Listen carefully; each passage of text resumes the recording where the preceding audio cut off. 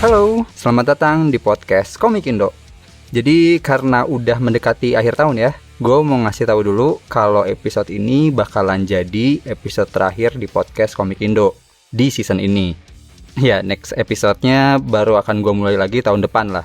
Terus juga kayak tahun kemarin ya, gue mau pakai episode penutup ini sebagai episode improvement kali ya. Kalau tahun kemarin kan gue coba bikin konten audio drama dan obrolan sama komikus. Ternyata pada sukanya dengan konten obrolan. Akhirnya lahirlah konten intip dapur produksi. Nah, untuk tahun ini gue mau coba hal baru lagi. Yang pertama itu dari sisi visual. Ya, nggak cuma karena podcast gue mulai diklon di YouTube, tapi karena Spotify juga udah video-video melulu. Jadi ya gue akan coba bikin visual yang bisa menemani untuk dilihat lah. Walaupun sejujurnya gue nggak tahu bakalan berhasil kebikin atau enggak.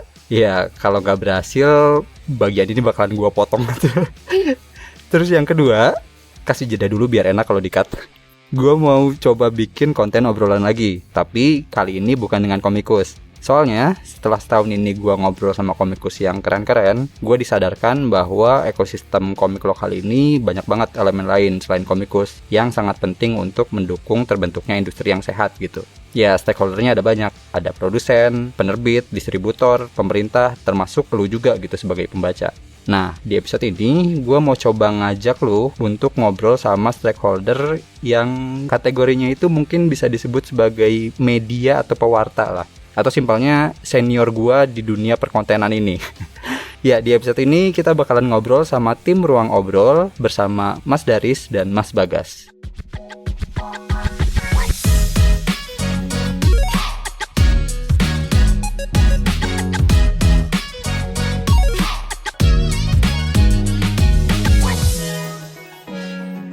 Halo Mas Daris, Mas Bagas, apa kabar? Halo Saf. Halo podcast Komik Indo. Kabar baik, alhamdulillah. Dibilang senior jadi gimana gitu ya Mas ya. Padahal nggak jauh juga. Iya, emang senior saya kan. Ya, kita kan Ichigo dan Nigo, Riz. Oh iya, ini Fitri ya. Ya ini nyambung nggak? Yang dengar nih. Nyambung lah harus ya, tahu lah. Kamen Rider Ichigo Nigo kan. Iya. Ya, soalnya aku juga awal-awal ngonten, aku kan pasti nyari referensi ya. Salah satu yang sering aku jadikan referensi itu ya kontennya Ruang Obrol gitu. Iya. Walaupun dulu belum tahu namanya Ruang Obrol karena kan YouTube mah searching aja dapet itu ya nggak tahu gitu. Ya namanya juga datang belakangan sih. Iya. Oh ya, ini sorry banget ya Mas Daris dan Mas Bagas, collab dari sisiku baru jalan sekarang nih, padahal aku kan udah collab di channel kalian dari pertengahan tahun ya. Iya. Kirain lupa kamu, Saf. Iya nih. Jadi kalau yang pengen nonton podcast Komik Indo di YouTube, Ya. bentuknya seperti apa orangnya? Daris ngobrol sama tengkorak gitu. Ya, aku ngobrol sama Hantu. setan. Iya, sorry ya, malum aja nih, aku orangnya rada ribet ya Bang, jadi lama gitu. Ya, nggak apa-apa, santai aja. Kami juga paham kok. Produksinya kan juga nggak mudah ya. Iya. Nah, mungkin buat lu yang belum familiar dengan Ruang Obrol, jadi mungkin singkatnya Ruang Obrol itu adalah media yang saat ini masanya banyak di channel YouTube yang ngobrolin soal pop culture, mulai dari komik, Indonesia, Barat, Jepang, semua lah, novel, anime, tokusatsu, dan lain-lain. Dimana Mas Daris dan Mas Bagas ini punya background pengalaman yang masing-masingnya sendiri di ranah pop culture. Ya, ada yang di penerbitan, media, baik sebagai kreator ataupun kolektor juga. Ya, bener ya, kayak gitu ya? Ya, benar. Dan kalian kan ini juga ranahnya luas banget ya. Boleh dikasih tahu nggak konten kalian tuh di Ruang Obrol tuh ada apa aja dan hari apa aja gitu? Hari ya. Terlanjur luas sih ya, Riz ya. Terlanjur. Tapi kami udah mengerucutkan konten kami ya. Kalau dulu tuh kan emang belum ada strategi untuk konten kan. Jadi apa-apa aja yang pengen kita kontenin Ya. Indonesia, termasuk film-film Netflix atau apapun lah yang kita pengen kontenin kita kontenin. Dan Ruang Obrol itu bukan cuma aku sama Mas Bagas ya, emang founder sama co-foundernya kami berdua, tapi kami punya kontributor juga banyak banget, makanya ruang lingkup obrolan ini juga banyak gitu. Cuman 2 tahun ini Mas Bagas ya, Benar. 2 tahun ini Ruang Obrol udah 3 tahun by the way, udah 3 tahun. Nah, 2 tahun ini tuh kami mulai memfokuskan diri pada satu titik, yaitu anime manga sama komik lokal. Jadi ada dua itu aja sih. Sekarang tuh itu aja. Sama tokusatsu jangan lupa. Tokusatsunya kan kalau aku sama Daris tuh lebih sepakat tempat kami bersenang-senang sih gitu. Bahwa konten pertama kami dimulai dari komik tokusatsu, komik Kamen Rider, Spirits gitu kan. Terus ya udah ternyata enjoy, dan tayangnya konten Tokusatsu tuh tiap minggu pagi jam 8 pagi gitu, karena Toei itu nayanginnya kalau nggak salah jam 7 apa jam 8 gitu. Jadi kita di Indonesia juga nayangin jam segitulah. Oh, sampai sekarang masih ya jam segitu ya? Masih. Mengingatkan ke masa kecil kita kan. Ya jam 8 pagi, benar. Yang umurnya sesuai lah ya, jam minggu pagi itu kan pasti kita nonton kartun, nonton Baja Hitam. Nah ini kan ada elemen-elemen. Iya betul. Ya selain itu ya fokusnya di komik aja sih. Dan produk turunannya, komik dan produk turunannya. Ada manga, ada komik barat, tuh kami juga review juga. Produk turunannya kan film superhero. Kalau manga anime, nah kalau komik itu suatu film-film dari komik seperti Gundala, seperti AC itu juga kami juga. Jadi memang dikecilin di komiknya. Ya. Oh, berarti si film itu sendiri dibahas karena produk turunan ya, bukan emang ngebahas film doang gitu ya. Sekarang begitu. Iya Mas ya. Iya, sekarang kayak gitu, terutama film superhero sih. Jadi kalau film Hollywood kan tayang di Indonesia bioskopnya setiap hari Rabu gitu. Nah, biasanya aku sama Daris tuh jadwalin jam pertama tayang kita nonton. Habis itu kalau emang ternyata filmnya worth it buat direview, ya kita review langsung, terus Rabu malamnya tayang gitu. Kalau nggak ada film yang direview ya Rabu malam tuh kosong biasanya. Ya. Umumnya sih kita seminggu ini 5 konten ya. Terlalu banyak, saya kalian paham, terlalu banyak. Senin itu ada review One Piece yang selalu ada nih. Kalau One Piece lagi libur tuh kita isi dengan ada Creator namanya. Kita ngomongin mangaka Jepang sama kreator barat. Itu hari Senin kalau One Piece libur gitu, itu jadwalnya sebulan sekali. Nah, habis itu hari Selasa itu konten manga, Rabu kosong, Kamis itu konten manga, Jumat ini konten khusus komik lokal. Ya. Itu kami usahakan selalu komik lokal. Okay. Nah, Sabtu itu kosong. Tapi Sabtu itu biasanya diisi kalau kita lagi collab tuh kita lempar di Sabtu tuh. Ya. Atau kita ada pengen bahas sesuatu yang Konten spesial. Nama playlistnya sih obrolan santai ya Mas ya. Iya, benar. Tapi yang dibahas kenapa komik disensor, kenapa harga komik naik terus, kenapa kok toko buku mulai berjatuhan, yang dibahas yang kayak gitu-gitu. Itu kita taruh di hari Sabtu nanti. Yes. Itu dia. Oke. Nah, denger kan lu semua, ini ada orang gila yang ngonten seminggu 5-6 kali. Gue aja yang seminggu sekali mabok. Pengennya gitu. sih penuh. Pengennya penuh malah. Bener, tapi kan nggak baik buat kami, nggak baik juga buat penonton gitu. Jadi ya udahlah gitu. Kalau penuh tuh ada kebosanan gitu. Betul. Jadi paham kalau konten terlalu banyak itu juga nggak oke tuh. Cuman 5 ini udah batas kompromi kami bahwa itu tuh isi otaknya kalau dikeluarin lebih lambat dari ini jadinya kontraproduktif buat kami. Ya. Oke. Padahal bisa ya, lebih dari itu pun bisa ya. Lebih dari itu bisa, lebih lambat dari ini juga bisa ya. Seminggu 3 aja lah. Cuman tuh saking banyaknya yang pengen dikontenin gitu, dan ini udah berjalan 2 tahun ya. Seperti itu. Jadi insya Allah masih konsisten sih, insya Allah. Oke. Iya sih, gue salut banget sama konsistensi kalian, seminggu sampai 5 kali itu luar biasa. Gue tahu kalian akan mengelak dengan bilang kita kan tim, tapi itu akan kita bahas nanti. Tapi kan bener ya, kita kan tim.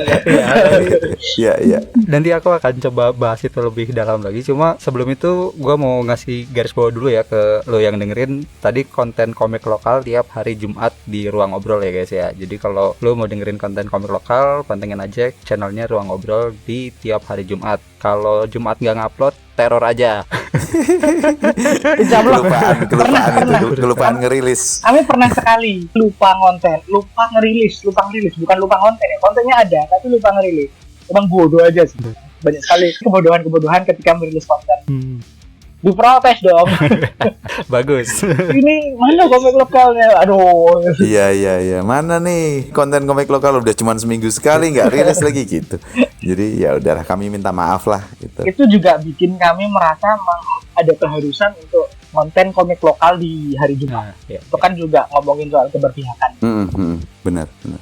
Ya, nanti soal komik lokal juga kita akan bahas juga lebih dalam. Tapi ini aku tuh awalnya pengen ngebahas tentang kalian tuh ngobrolin soal awal terbentuknya Ruang Obrol, terus juga gimana bisa sampai sekarang. Tapi ya kan itu kepikiran pas awal kita ketemu gitu ya. Udah tahun kemarin apa awal-awal. Tapi ternyata kan kalian banyak juga ya bikin konten collab sama yang lain gitu, yang bareng sama Kalibrasi sama Getter gitu. Ya di situ udah pada dibahas lah yang kalian mulai dari nama namanya tuh Art Playview, betul ya? Betul, Iya, betul. betul banget. Terus Betul juga banget. yang tadinya ruang obrol itu adalah segmen dari Art Playview itu gitu kan ya. Dan tadinya Mas Bagas dan Mas Daris ini ketemunya di komunitas DC ya, dan justru dipersatukannya sama Tokusatsu, betul kan ya? Betul. Bener. Aneh banget sih itu, tapi ya kenyataannya begitu. Nyambungnya kejauhan sih. Perjalanannya memang seperti itu ya. Ya itulah backstory tentang ruang obrol. Mungkin kalau kalian mau denger detailnya bisa lah ke channelnya Kalibrasi atau Getar Studio, cukup panjang mereka ngebahas di situ. Nah, karena itu udah dibahas di situ, aku jadinya pengen nanya detail dulu terkait perjalanan kalian tadi. Aku penasaran yang awalnya masa transisi dari Art Playview itu sampai akhirnya fokus jadi ruang obrol, butuh waktu berapa lama sih? Dan pertimbangannya apa yang ngebuat kalian, oke, kita tinggalin konten yang lain dan fokus di ruang obrol gitu?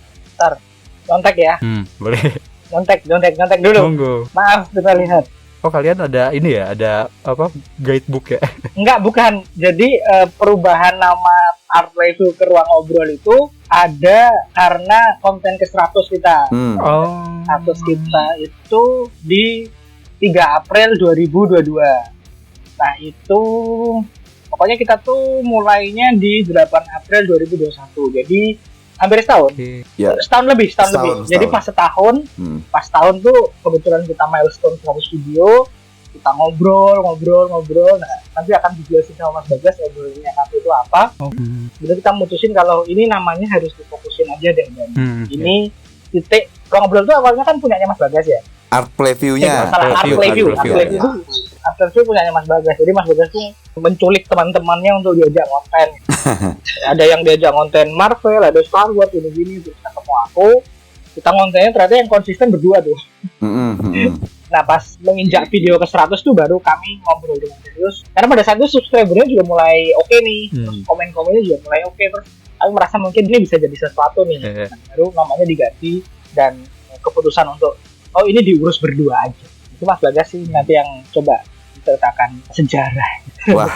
Jadi setahun setelah ruang ngobrol, setelah Art Playview tuh baru kita ubah jadi ruang ngobrol. Benar-benar. Ya kalau sejarahnya sih aku lupa ya, tapi intinya tuh sebelum ganti ruang ngobrol tuh udah jelas terjadi pembicaraan sama Daris gitu, bahwa ini mau kemana ya, ini mau gimana, terus kemudian oh ya kontennya emang ruang ngobrol gitu ya. Sebenarnya udah, cuman ketok palunya emang supaya penonton dan subscriber tuh tahu gitu ya di konten ke-100 itu, bahwa jadi kita akan beralih ke ruang ngobrol gitu sebenarnya. Itu ngaruh dari ini juga nggak? Maksudnya kan tadinya ruang ngobrol itu segmen ya. Apakah karena segmen itu yang emang bagus terus view-nya, atau memang ya itu idealisme kalian gitu? Sebenarnya sih kalau bagus terus sih aku nggak tahu ya. Mungkin kalau by data mungkin bisa kebaca, tapi intinya tuh faktanya ruang ngobrol itu menjadi segmen yang paling konsisten. Karena kan isinya aku sama Daris ngobrolin yang tadi tuh, ada tokusatsu, ada manga terjemahan, ada komik barat atau serial barat atau film barat gitu. Intinya semua konten yang kami berdua ngobrol atau aku sama siapa gitu itu ruang ngobrol. Kalau ruang main itu main game. Kalau satu lagi apa sih? Aku lupa. Ruang komik ya. Ruang komik itu ya untuk belajar komik atau ngobrolin komik atau bahas teknis komik gitu. Sebenarnya gitu. Tapi kan secara data di YouTube kan ruang ngobrolnya banyak sekali gitu. Terus ya udah, emang harusnya nih jadi ruang ngobrol sebenarnya sih kayak gitu. Dan penontonnya juga komennya bahwa ini emang kayak orang ngobrol aja nih berdua gitu, bahas segala sesuatu. Makanya sebenarnya secara teknis sih kita nggak nge-review, tapi kita ngobrolin soal film, soal apa tuh gitu. Iya. Dasarnya berarti emang di obrolan aja ya, obrolan. Iya, benar. Oke. Dan aku juga di konten yang kalian ngobrolin soal ruang ngobrol, at some point kan kalau nggak salah ya, kalian bersepakat bahwa punya tujuan untuk mewartakan komik Indonesia gitu ya? Iya, benar. Nah itu boleh tahu nggak kenapa kalian ngerasa harus punya tujuan itu, dan kenapa tujuan itu yang dipilih gitu? Maksudnya kan dari sekian banyak konten kalian bisa aja yang lain ya, maksudnya ke komik terjemahan kah, kemana gitu? Mungkin jelas ada faktor bahwa aku kreator ya. udah pernah bikin komik dan pengen terus berkarya gitu. Terus yang kedua, nggak jarang tuh obrolanku sama Daris tuh tentang koleksi-koleksinya Daris terhadap komik lokal itu sendiri, yang ngikutin dari tahun berapa. Terus kemudian aku cerita pengalamanku di tahun sebelum Daris beli komik lokal gitu. Terus itu masa yang Daris nggak sentuh ibaratnya kayak gitu ya. Sekarang udah nyentuh karena udah beli produk-produk yang dulu gitu. Nah tapi intinya tuh tentang bagaimana seorang dari sudut pandang kreator memandang komik Indonesia ini seperti apa, bayangan idealnya, utopianya tuh kayak gimana. Terus sebagai pembeli atau kolektor komik lokal itu juga dari cerita tentang ngikutin ini itu, pindah dari satu platform ke platform lain, ada yang selesai, ada yang nggak selesai, terus ada yang komiknya gini gitu. Nah ternyata keresahannya bersambut, plus aku juga pernah bekerja sebagai editor di penerbitan yang juga nanganin komik lokal, sehingga obrolan antara komik lokal, terus fiksi lokal, novel dalam hal ini ya, terus buku lokal secara umum gitu kok bisa hidup gitu. Tapi ini komik gimana nih, komik juga udah lama nih gitu. Akhirnya kami ngerasa bahwa ya ayo deh Ruang Ngobrol ikut menjadi bagian dari pilar ekosistem komik lokal yang nggak tahu nanti sumbangsihnya apa, tapi yang jelas pengennya ikut ada di pusaran arus komik lokal, sekecil apapun itu kita pengen terlibat gitu. Karena dua-duanya juga, aku sama Daris, aku pelaku, Daris juga konsumen yang sebenarnya nggak berhenti mensupport dengan membeli judul-judul komik lokal gitu. Tapi kalau kita nggak ngeseriusin ya ngapain gitu, orang ini channel kita sendiri gitu. Jadi ya udahlah gitu. Nah nanti salah satu titik milestone-nya tuh ada di Komipara, nanti Daris yang jelasin itu kayak gimana gitu. Gayung bersambutnya seperti apa sih gitu. Lempar-lemparan ya. Iya harus gitu. Kita tuh saling melempar kesalahan Mas Safi. Siapa yang salah lempar kemana gitu. Bukan chemistry ya ini, bukan chemistry ya. Kayaknya bukan sih, kayaknya bukan. Ini tindakan kriminal sebenarnya ini. Pertarungan ini. Iya. Jadi memang sesuai dengan yang dikatakan Mas Bagas tadi, itu benar sekali, semuanya memang ada persinggungan. Padahal kita ketemu dari tokusatsu, tapi ternyata persinggungan besarnya itu malah di komik lokal gitu. Aku yang sempat marah sama komik lokal dan Mas Bagas yang sempat berkarya sebagai komikus dan sebagai editor. Akhirnya bareng. Namanya statement kita dari ketika kita ngobrol itu kita naikin komik lokal, tapi dengan cara, karena koleksiku banyak mangganya ya. Dengan cara mengkonversi teman-teman yang membaca manga itu ke komik lokal. Harapannya begitu dengan adanya perpaduan konten. Iya. Nah ternyata kami bisa dibilang secara public speaking lumayan ya. Jadi ketika ada tawaran untuk, awalnya tuh kami mengira kami akan diminta untuk mengisi acara-acara offline awalnya. Dan itu terbukti dengan Extalia itu. Tawaran pertama itu dari Extalia pas pandemi. Jadi kita diminta untuk mengisi webinar di Extalia. Itu adalah toko mainan ya di Jogja itu. Ya, betul, action figure. Yang membahas tentang manga pada saat itu dan komik barat. Seperti itu ada 2 kali mereka bikin event webinar, kami diminta gitu. Dengan portfolio itu teman-teman IO di Jogja melihat kalau kami ternyata cukup mumpuni untuk ngobrolin hal-hal seperti itu. Nah, mulailah kami diminta jadi di beberapa event lokal, diminta untuk ngobrol antara jadi moderator atau jadi pengisi acara gitu. Narasumber. Karena memang kemungkinan kan ada kekosongan ini ya untuk orang yang ngomongin sesuatu yang banyak orang pengen tahu gitu. Kayak pernah kita diminta ngisi soal pergeseran minat anak dari tokusatsu ke anime di tahun 80-an. Oh iya. Wow. Benar. Sangat spesifik. Nah, itu kami bedah di konten. Sayangnya nggak ada rekamannya sayangnya. Iya. Bikin kontennya. Nah, habis itu ada lagi tuh bagaimana industri lokal banyak yang pengen dengerin kita secara offline di Jogja gitu. Pendapat kita soal kejadian-kejadian di dunia pop baik di Jepang maupun di Indonesia. Nah, pas Komipara itu sebenarnya Komipara saat itu kami direkomend sama Mas Weta ke Komipara. Ceritanya begitu Mas Bagas ya? Iya. Ceritanya begitu. Nah, Komipara terus langsung menghubungi kami. Ternyata yang bikin Komipara itu ternyata udah kenal sama Mas Bagas. Dan ternyata dia ngerti aku. Karena aku sering berkeliaran di event Jogja. Dengan kostum yang sama gitu. Bukan kostum ya, baju yang sama gitu. Aku event tuh pasti bajunya itu, jaket yang sama. Nah, ini kan mas yang itu. Nah, habis itu gayung bersambut. Kami diminta untuk memoderatori 1 hari komikus. Ibu kami tentu saja sangat senang ya Mas Bagas ya. Iya, benar. Ini sumbangsih yang ingin kami berikan kepada komik lokal gitu. Memberikan moderator ya, membantu teman-teman komikus untuk menyampaikan apa yang ingin mereka sampaikan dengan lebih berterima kepada audiens. Itu titik baliknya yang kemudian kami mulai dikenal di mana-mana dalam ranah komik lokal ya. Jadi ketika kami nge-review komik lokal tuh teman-teman tuh sambutannya bagus, dan itu buat aku sama Mas Bagas tuh hal yang sangat-sangat menyenangkan.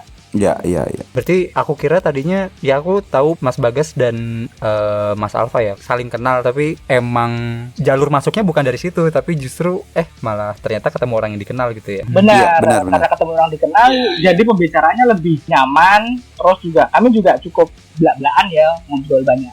Mereka ternyata lebih suka kalau belak-belakan. Iya. Jadi memang sambutannya oke. Nah, itu kami memang merasa ini mungkin tempat untuk kita ngomongin komik lokal yang oke. Ya, benar. Jadi memang kalau kita nyebut nama tanpa mengecilkan siapapun gitu, Mas Weta Kartika itu punya andil yang bisa dibilang memang besar untuk ruang ngobrol. Pertama ngasih bukan hanya rekomendasi ya, tapi kayak bilang ke Komipara, coba dicek tuh ada ruang ngobrol, mungkin bisa tuh untuk barengan sama Komipara gitu. Itu yang pertama. Terus setelah dari Komipara pertama, di Komipara kedua tuh Mas Weta spesifik nawarin ruang ngobrol kan untuk ke Jakarta untuk launching H2O Reborn itu gitu. Jadi itu tuh makin mengekskalasi keberadaan ruang ngobrol Mas Safi gitu. Jadi ya kami gimana ya, akan terus berterima kasih sih sama Mas Weta, sama Komipara gitu, sama hal-hal lain gitu. Termasuk yang sebelum Komipara ya, ada Paripiko, terus ada itu Jogja Japan Week.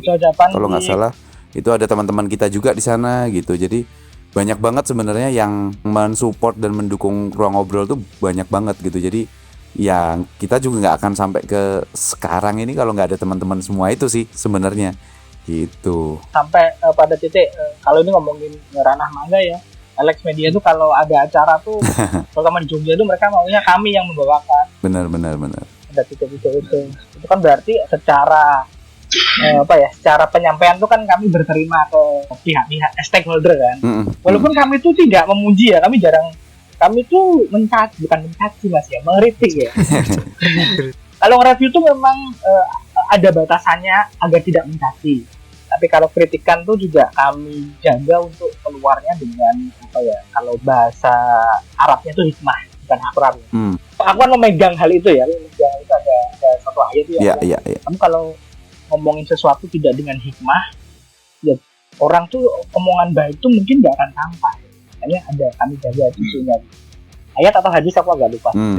Berarti penyampaiannya juga yang santun lah ya, buat kalau ada. Bukan santun sih, tapi santun itu kan agak sopan gitu. Kalau enggak, kami itu kan agak kablak juga ya. Cuman pastikan bahwa yang kita review, yang kita obrolin ini tidak terluka.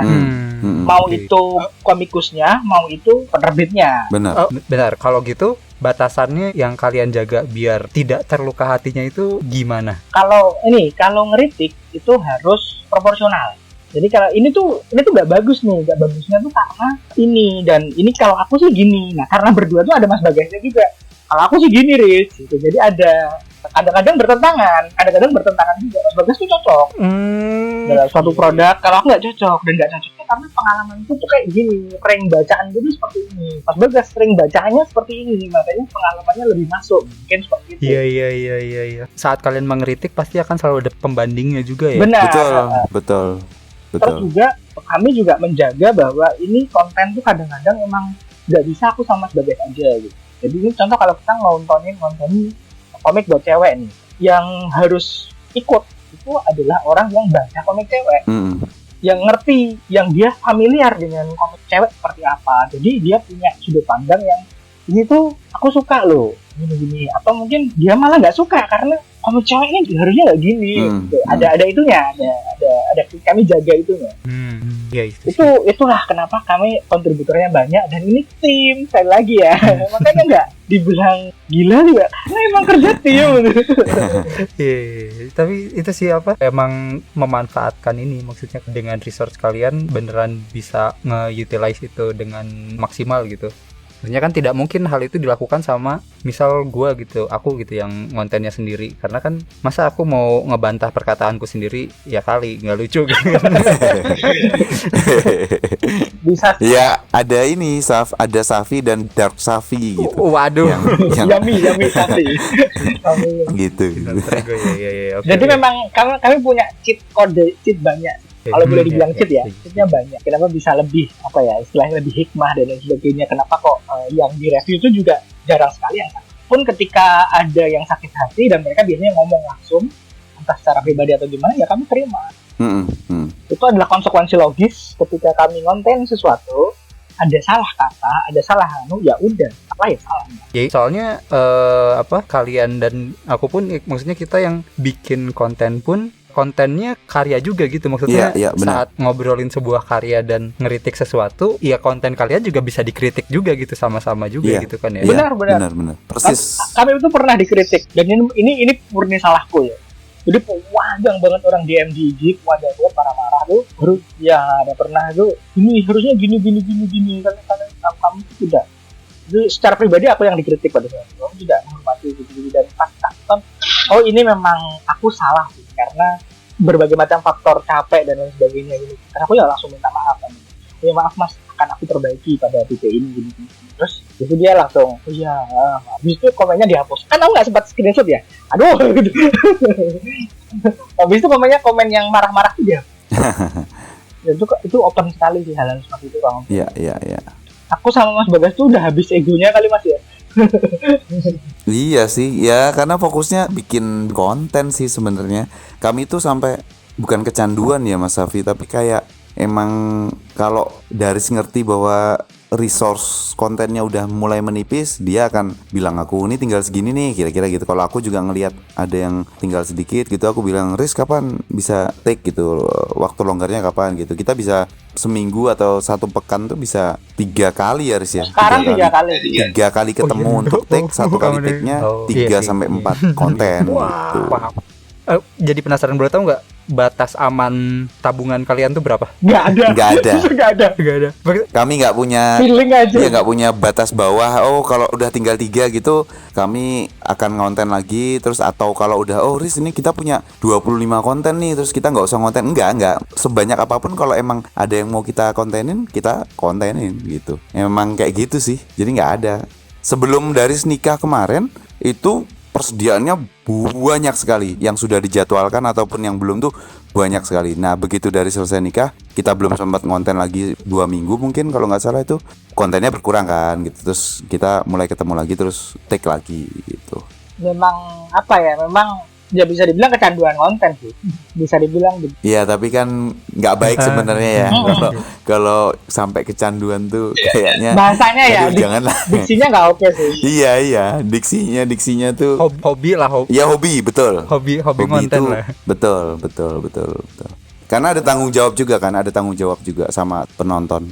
Dan itu juga apa ya? Karena begitu tuh teman-teman kontributor tuh juga jadi pengen konten juga. Dan kapan konten. Jadi karena ngelihat paceku sama Bagas yang kencang itu ya, jadi teman-teman yang lain juga terpantik untuk pengen konten. Iya. Ini aku juga makanya kenapa waktu pas kita konten waktu itu aku bilang aku salut sama konsistensi kalian lah ya, yang bisa 5 sampai 6 kali seminggu konten keluar terus gitu. Nah ini walaupun kalian bilangnya ya ini kerja as a team, tapi menurutku pribadi ya, kuncinya di kalian tuh manajemen waktu kalian yang keren sih. Soalnya waktu pas pertama aku janjian sama kalian ketemuan di Jogja itu kan kalian juga sempetin konten kan. Iya kan?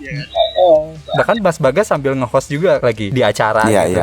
Iya. Nah itu benar. Boleh tolong nggak di share atau pengalamannya mungkin yang barangkali bisa gue pelajari gitu, aku pelajari gimana kalian juggling antara ngonten dan kehidupan kalian, mungkin kerjaan atau keluarga gitu. Boleh nggak bagi tips sama saya yang ingin belajar ini? Apa ya? Pertama emang Ini baru aja Saf, kemarin tuh aku ngobrol sama Daris ya, sama ada teman lain, kayak kita punya kontributor namanya Faisal kan, terus ada Nanas juga yang sekarang megang medsosnya gitu.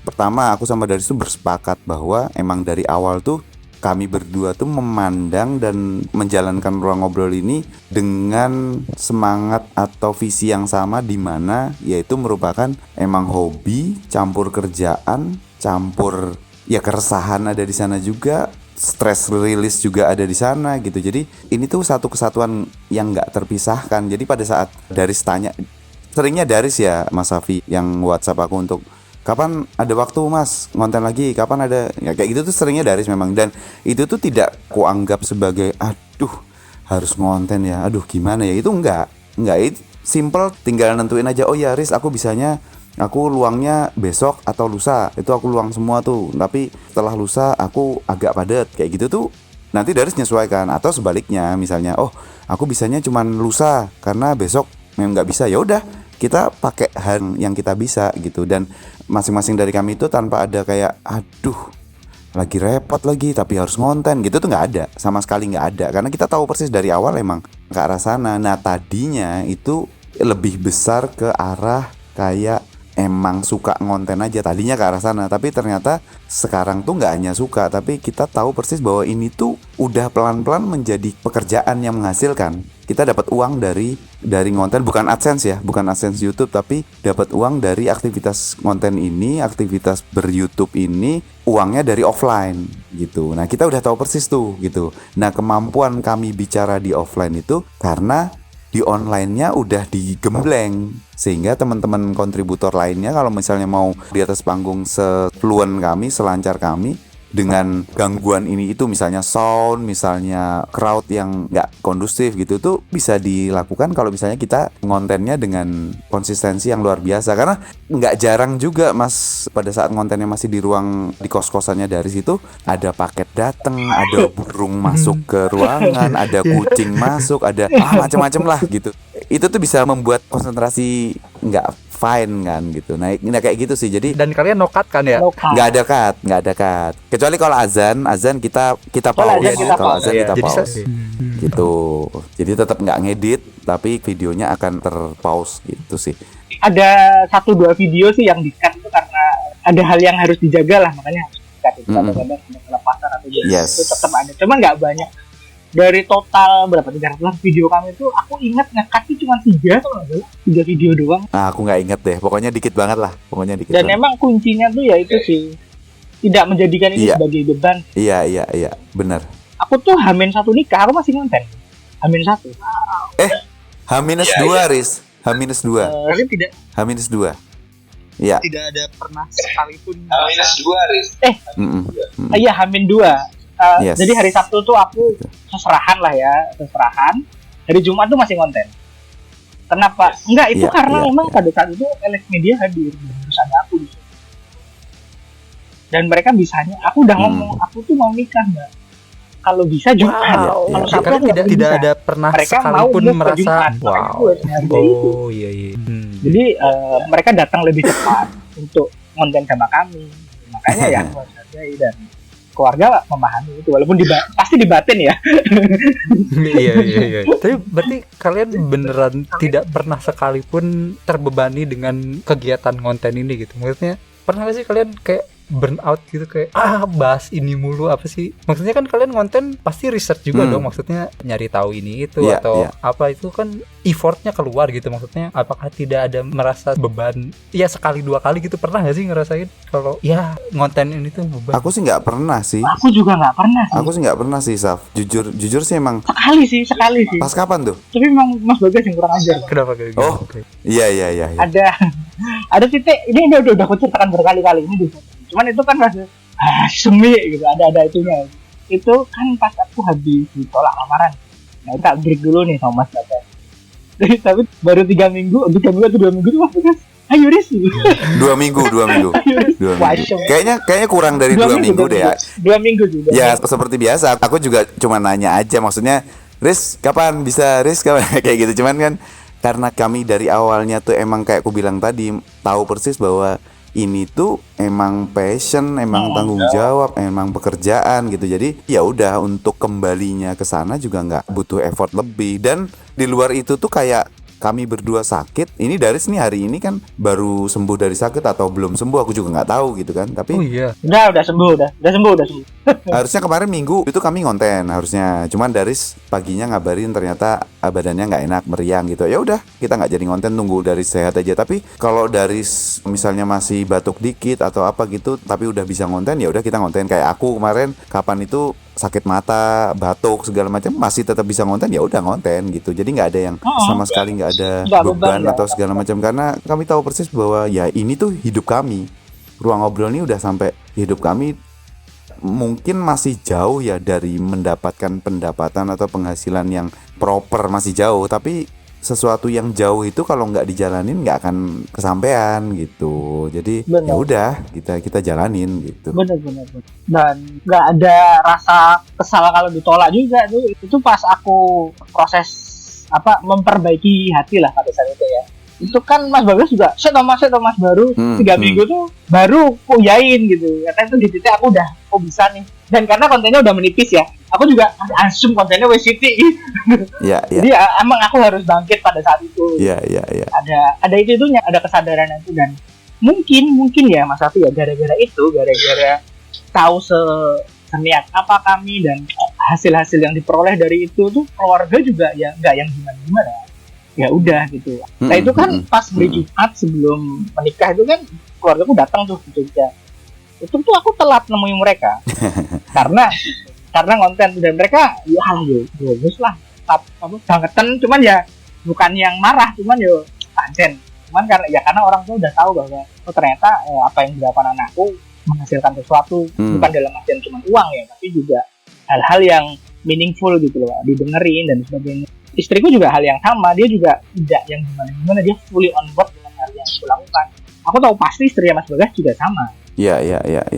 Nah, kalau soal kayak riset, burnout gitu, ya burnout sih udah tadi ya. Tapi kalau misalnya kayak riset gitu sih, itulah pentingnya ada 2 orang sih, Mas Safi, menurutku. Jadi kadang-kadang tuh kita kayak misalnya kita bahas serial tertentu atau komik tertentu, terus kayaknya aku nggak lanjut karena aku nggak ada waktu untuk baca lagi atau nggak cocok sama komiknya atau serialnya atau ceritanya gitu. Nah, sedangkan Daris yang masih punya energi atau emang cocok nerusin, ya udah dia nerusin gitu. Nanti aku akan ngomong dari sudut pandang nggak cocoknya kenapa, menurutku apa, faktanya apa, cross reference-nya apa gitu. Dan ini kebalikan juga, nanti Daris kayak gitu, Mas kayaknya aku nggak selesai atau aku nggak kurang cocok ini segala macam gitu. Jadi menariknya sih di situ sih, Mas Safi. Jadi bukan saling ngelengkapin ya, justru sebenarnya kayaknya penonton Ruang Ngobrol tuh akan dapetin sesuatu dari konten-konten yang aku sama Daris tuh bertolak belakang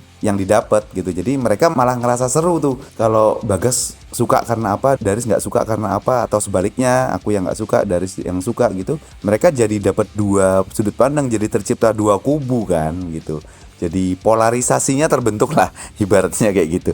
Jadi di situ sih mengatasi riset-riset itu. Kalau kayak podcast Komik Indo mah, kalau Mas Safi sendirian memang berat sih. Risetnya harus luar biasa. Dan aku sangat-sangat memuji risetnya Mas Safi ya. Gitu. Aduh, tidak. Betul. Luar biasa banget loh itu. Betul. Risetnya sangat ekstensif. Maksudnya itu hal yang tidak bisa kami lakukan. Gitu. Ada titik kami merasa di konten-konten Tokusatsu, terutama Tokusatsu yang lama ya, itu kan kami nggak semuanya nonton kan. Apalagi aku ya. Betul. Kami juga akhirnya embracing the kekurangan, keterbatasan bahwa oh ya udah sih, ini konten kita ada yang marah, ada yang kayak gini tuh, harusnya gini. Ya udah, ini kan pengalaman penonton kami ya. Jadi kami dapat ini dan kami embrace juga ketika ada viewer yang komen melengkapi itu, kami malah senang sekali, begini takpit nih. Soal komennya lengkap banget tuh, dia harusnya gini takpit gitu. Karena ya itu, kami memahami keterbatasan kami seperti apa. Betul. Ya itu, keterbatasan tuh bukan untuk menjadikan alasan wah berarti nggak bisa nih, ya enggak. Iya, benar. Keterbatasan itu malah yang membuat kami malah maju, dan ya udahlah, kita akui aja kalau kami itu memang nggak bisa ini, nggak paham ini. Termasuk soal editing, banyak banget yang minta editingnya lebih bagus. Kalau ngomong, kalau tuh gambarnya dilihatin gitu. Ya namanya orang nggak bisa, mau gimana? Bahkan yang nawarin bikin bumper tuh udah ada ya, Riz ya? Bumpernya mau dibikin bumper gitu. Masalahnya kan bukan dibikin bumpernya atau enggak, tapi masuk bikin bumper ke setiap video itu yang kami harus ngedit juga kan ya. pada titik ini resource-nya belum ada buat ngedit itu. Iya, gitu. betul. Oh iya sih bener sih, maksudnya apa ya, masing-masing dari kita pasti punya sesuatu yang ngerasa kita kurang. Kayak misal ya tadi Mas Daris untuk editing, tapi itu bukan jadi alasan untuk tidak ngelanjutin ya. Iya. Kayak aku juga sebenarnya aku ngerasa sendirian tuh aku kurang untuk bisa ngebahas sesuatu. Ya sesimpel tadi, kenapa dibilang risetnya lumayan banyak ya karena aku sendirian. Aku nggak bisa punya dua kepala yang punya sudut pandang berbeda. Aku harus punya opini lain dari luar yang aku masukin ke dalam. Ya, itu ya. sih, itu aku ngerasa itu kekuranganku di situ. Tapi ya balik lagi memang bukan menjadi alasan Kelebihannya kita di situ. Ya itu jadi kelebihan malah. ini sih ya benar. Tapi dari kalian yang tadi tidak pernah merasa terbebani, aku ngerasa itu kalian profesionalismenya luar biasa dan aku harus mencoba mengikuti kalian di sisi itu sih kurasa. Kesadaran profesional mungkin itu penting sih ya. Kesadaran profesional bahwa sesimpel apapun yang kami lakukan, sederhana apapun itu ya memang harus dilakukan dengan serius, sungguh-sungguh. Harus dilakukan dengan Ya, sungguh-sungguh. setuju. Ya gue akan mengurangi mengeluhnya gue sendiri. mengeluh tuh nggak apa ya, mengeluh tuh nggak apa. Yang nggak boleh kan habis ngeluh terus nggak ngapa-ngapain itu. Oh iya benar. Ngeluh nggak apa-apa tapi terus ngerjain gitu tapi terus. Iya. Kalau hujan nih, ini kan musim hujan nih, kita juga ya udahlah diterabas hujannya mau gimana ya.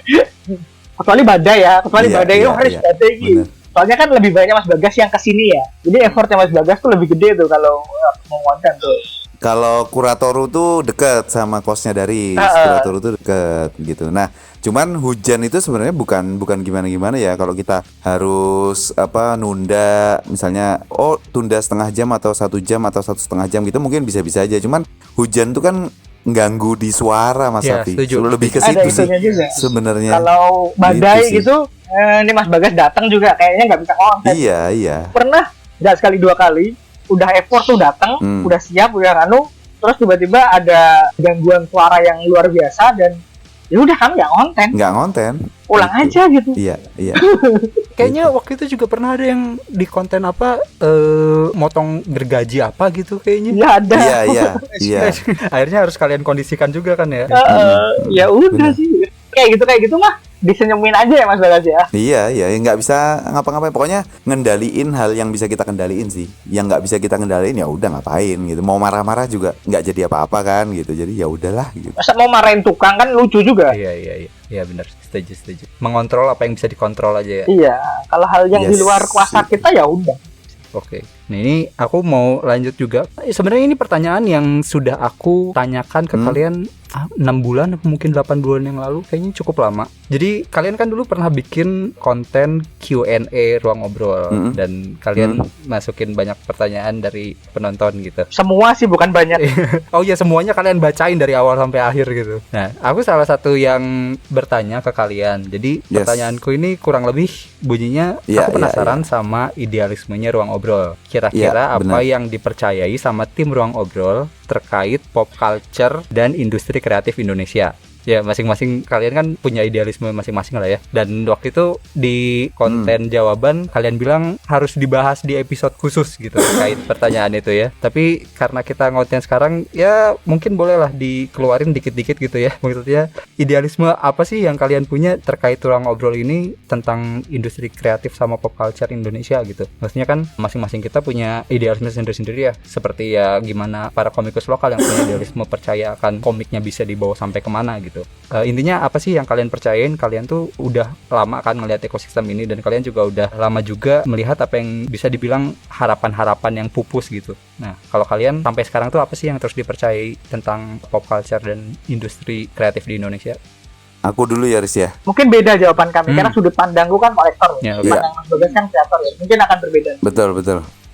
Tapi sebelum masuk ke jawaban lewat kontennya podcast Komik Indo ini, sebenarnya kami juga kayaknya harus menyampaikan maaf sih bahwa ada beberapa hal yang kami bilang di konten ini akan ada konten khususnya, ini akan ada konten khususnya gitu, sampai sekarang mungkin belum terwujud ya, kayaknya janji-janji yang belum terpenuhi kayak ya mungkin pejabat atau apa ya, tapi bukan itu sih sebenarnya, cuman lupa aja. Emang kami itu lupa aja. Kami tuh emang lupa aja sebenarnya teman-teman ya, dan Mas Safi. Mas Bagas sudah tua kan, wajar. Gitu. Jadi tapi kalau diingetin gini kami tuh senang banget untuk kayak yang ngingetin kami tentang konten apa Kung Fu Boy itu belum selesai loh. Nah itu kita bikin kontennya kayak gitu tuh, kami senang sih kalau diingetin. 2 tahun lalu. Gitu. Nah berkaitan dengan apa tadi, idealisme ya? Iya benar-benar. Idealisme sebenarnya percaya nggak percaya, aku sama Daris itu jalurnya tuh bener-bener distinct, bener-bener beda Mas Safi. Jadi aku mau kemana, Daris mau kemana sebenarnya. Cuman kemananya kami itu koridornya ruang ngobrol. Sebenarnya gitu. Koridornya tuh, jalurnya tuh di ruang ngobrol. Jadi kayak misalnya dari Jogja mau ke Jakarta gitu, Daris mau lewat jalur mana, aku mau lewat jalur mana. Sebenarnya sih kayak gitu. Nomor 1 jelas pegangannya, idealismenya adalah ruang ngobrol itu tempat kami mengeluarkan keresahan dan pemikiran. Sebenarnya nomor 1 tuh itu sebenarnya. Tapi karena pertanyaannya berkaitan dengan komik lokal dan perjalanannya ruang ngobrol ini makin ketat ketemu dengan komik lokal dan ekosistemnya makin pengen kami ikut bentuk juga gitu. Jadi sudut pandangku sebagai kreator tuh, aku tuh berpikir kalau memang di Indonesia belum ada, ya sekarang sudah semakin banyak ya, termasuk podcast Komik Indo, Kalibrasi Komik, Riku Rahdan, Getter Studio dan lain-lain gitu tuh, itu sangat-sangat bagus. Tapi aku pengennya ada yang secara spesifik, bukan lagi bertanya tentang kreator Indonesia, kreator komik lokal di Indonesia itu bisa dapat uang dari mana atau bisa hidup seperti apa, enggak. Tapi kita tuh fokusnya do something bahwa 5 tahun dari sekarang atau 3 tahun dari sekarang itu tuh apa sih yang seharusnya kita lakuin untuk kalau kita mau mencapai ke 3 tahun nanti gitu. Nah ternyata semakin menarik bahwa kreator komik Indonesia itu cukup banyak pilihan. Pertama, mau berbasis IP kah? Kita pengen punya IP, terus kemudian kembangan IP ini dapat uangnya dari IP. Nah, cara dapat uang dari IP, bahasanya monetize ya. Monetizing IP kita itu juga banyak pilihan. Kita sendiri yang berusaha ngos-ngosan, atau pakai modal, kita memang punya privilege, punya banyak modal, atau emang IP-nya dikelola sama perusahaan lain yang kemudian kita dapat pembayaran license dari IP itu, atau menjualkan lewat jasa kita bisa commission, bisa kita ngerjakan komik lain yang di luar negeri ataupun dalam negeri, terserah.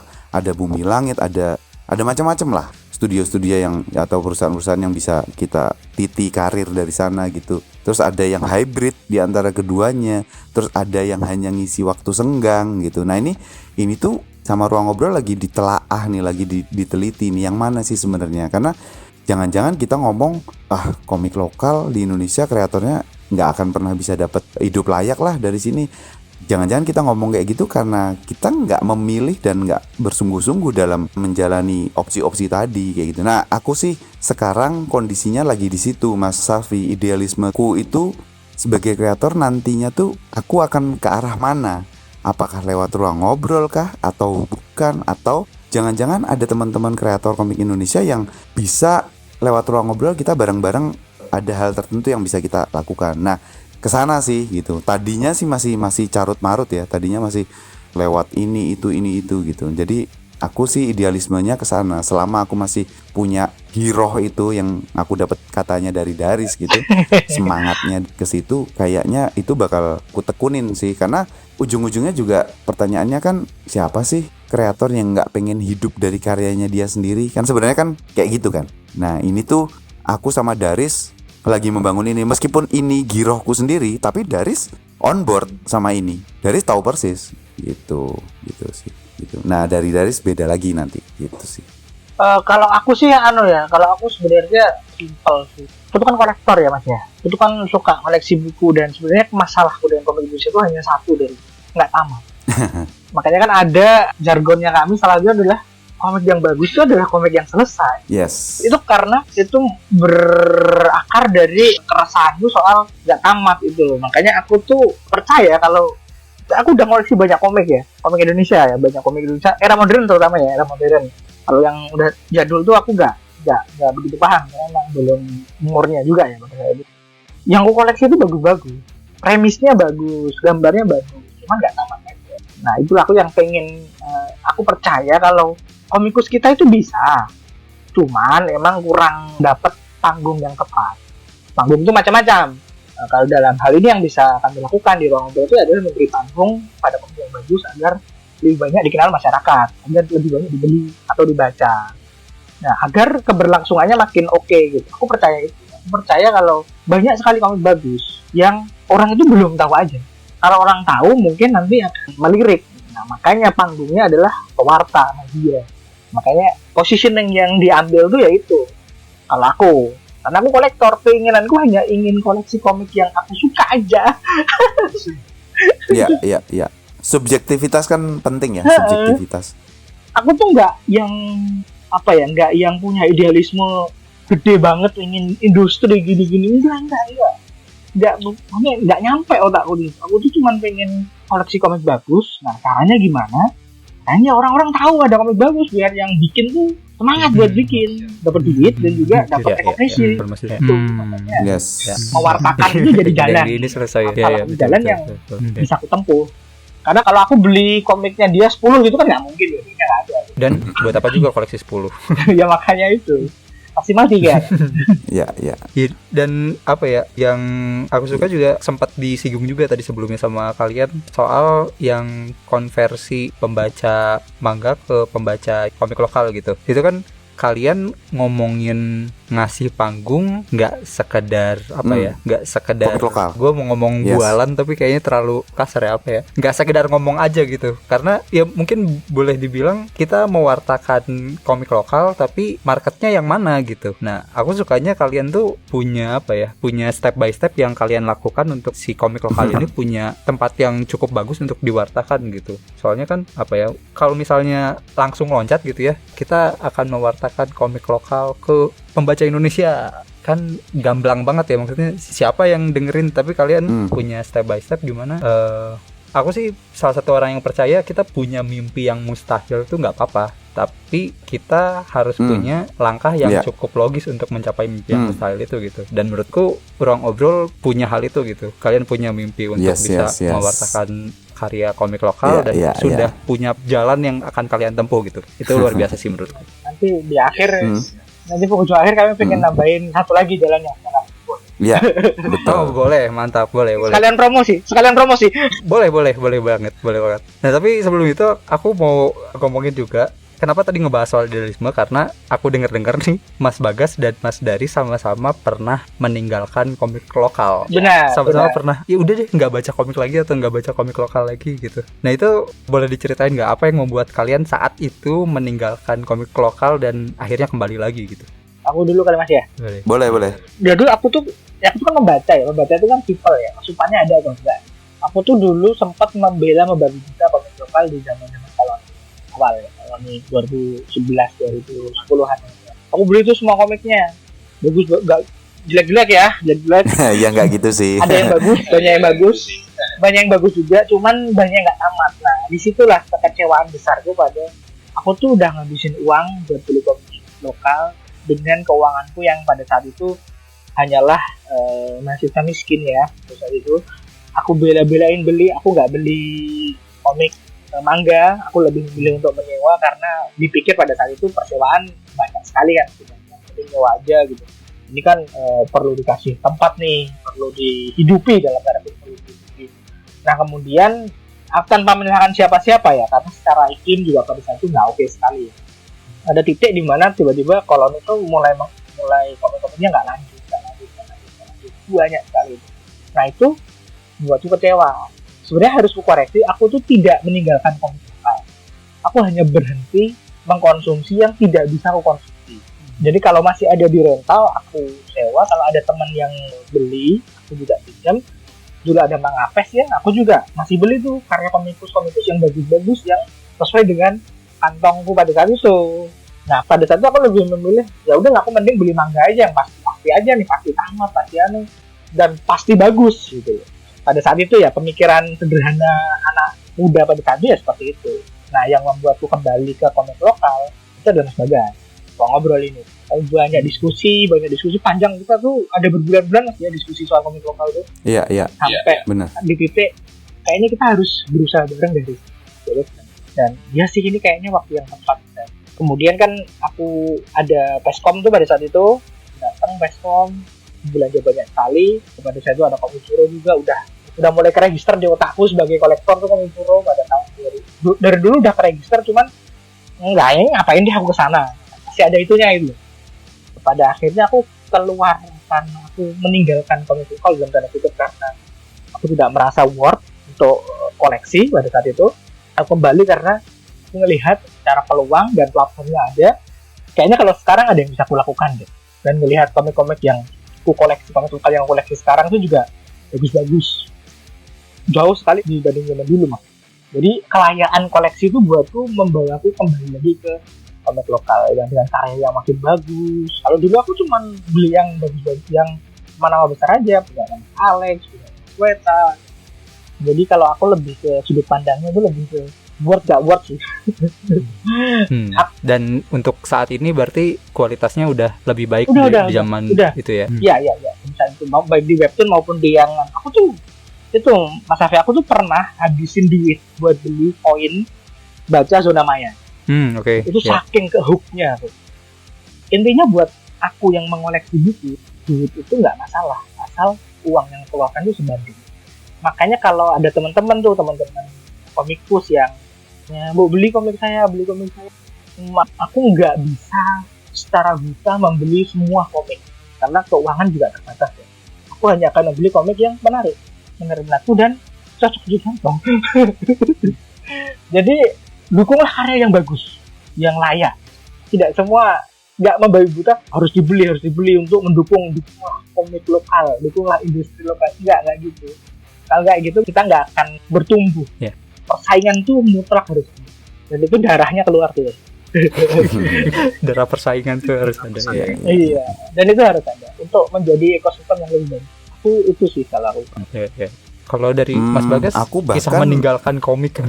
Iya, aku bahkan nggak hanya meninggalkan komik lokal, Mas Safi. Aku meninggalkan manga juga gitu. Jadi 2004 itu fase atau momen dimana aku benar-benar ninggalin manga sama sekali dan aku beralih ke komik Amrik gitu. Jadi Amrik terus konsumsinya tuh Amrik terus.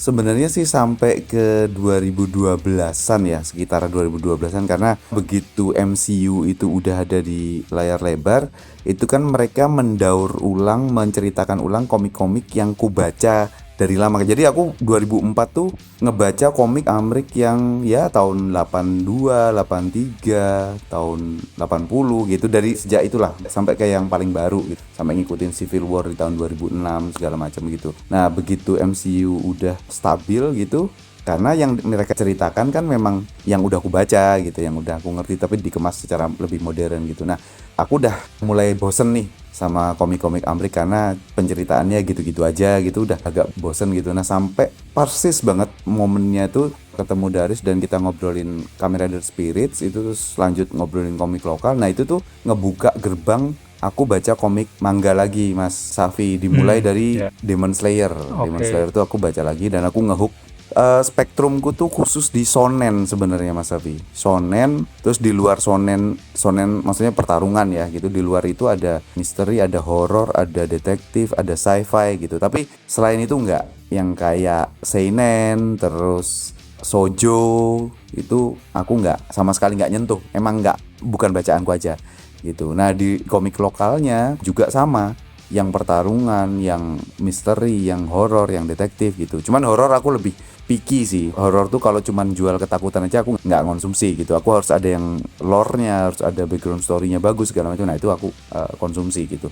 Nah, jadi karena Daris punya koleksinya, Daris punya amunisinya, sehingga nggak butuh waktu lama nih buat aku untuk kembali lagi gitu. Karena aku udah bener-bener lama dari tahun 2004 sampai ruang ngobrol lah, katakanlah 2004 sampai ketemu Daris lagi untuk di ruang ngobrol tuh, itu fase yang bisa dibilang memang lama gitu. Sehingga pada saat aku balik, Daris amunisinya ada, terus oh ya udah, kita sampai di fase aku berpikir lagi, oh ya dulu kan di penerbitan gini ya, oh keadaan penerbitan kayak gini ya. Terus ternyata kondisi atau keadaan di lapangan, di kenyataannya kreator komik lokal seperti apa, makin ketemu, makin mendalemin, makin ngobrol sama teman-teman kreator, makin ketemu di event gitu, terus oh ya udah kayaknya emang nggak bisa direm lagi nih semangatnya sama Daris, sama lewat ruang ngobrol ini kayaknya bisa sesuatu deh gitu, bisa menghasilkan sesuatu, bisa ngajak sesuatu, bisa bawa sesuatu gitu, termasuk panggung itu tadi. Jadi kalau Daris bilang komik nggak tamat tuh kan tentunya yang berseri ya, yang ada nomornya gitu, karena aku tadi juga udah cerita bahwa Daris tuh ngikutin komik tuh nggak main-main,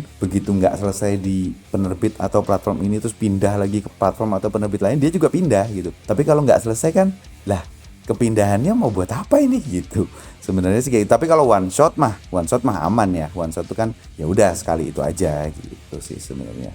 Nah itu sih Mas Safi, baliknya lagi ke terutama komik lokal sih di situ sih sebenarnya. Dan aku jadi di usiaku yang sekarang aku tetap shonen gitu. Berapa Mas? Tetap di situ, dan Daris tahu persis bahwa Berapa Mas? Usiaku 80 berapa ya? Aku lupa. Jadi Daris tahu persis bahwa di shonen tuh aku juga nggak main-main gitu. Emang forteku tuh di shonen. Film juga gitu, film actionnya segala macam tuh aku di sana gitu. Sih. Itu sih. Berarti ya at the end tetap kembali lah ya ke sini karena memang ngerasa ada sesuatu yang layak untuk dibaca dan layak untuk diperjuangkan juga lah ya. Betul. Basically gara-gara ruang ngobrol sih. Betul. Basically gara-gara ruang ngobrol ada, kami jadi kembali lagi ke komik lokal. Iya. Ya, aku juga gitu sih. Ini sejujurnya aku kalau nggak punya podcast ini, aku tuh bikin podcast ini abis berhenti baca komik Indonesia. Sama aja berarti kita. Iya sama. aja. Makanya aku nanya itu karena kayaknya aku punya kesamaan sama kalian deh. Ya teman. Sama. Ya teman, kuliah bulu. Tadinya kepikiran bikin podcast apa terus pas dikasih tahu teman-teman udah bikin aja kayak gini terus aku pikir aku kan udah lama gak baca komik Indonesia, tapi ya udahlah dicoba lagi, ternyata keterusan sampai sekarang. Ya kan emang kita tuh kembali di zaman komik Indonesia tuh emang udah bagus banget. Iya, betul.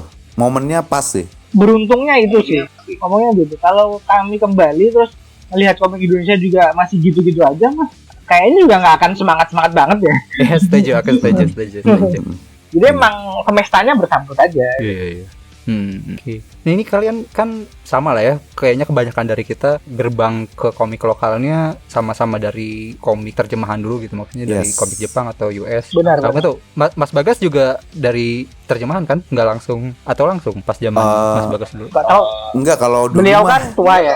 sekali lagi ya, kalau kita ngobrol soal pengalaman, aku nggak baca komik manga terjemahan pertamanya Alex Media, aku nggak baca, tapi aku tahu gitu. Jadi sebelum di toko buku Gramedia itu ada manga, itu aku udah beli komik-komik Eropa dan Amerika yang berbahasa Indonesia. Sehingga dengan komik itu aku udah sangat terbiasa Mas Safi, Eropa dan Amerika. Nah, sebelum komik Eropa dan Amerika, aku sempat terpapar sama Gundala dan Godam sebenarnya. Cuman nggak baca secara spesifik ya, cuman tahu aja bahwa oh ini ada komiknya, oh ini kayak gini gitu tuh, itu tahu gitu. Nah, jadi pada saat manga terjemahan masuk di Indonesia, aku ya seperti banyak anak lain di masa itu yang ngikutnya sama Dragon Ball, Kung Fu Boy gitu.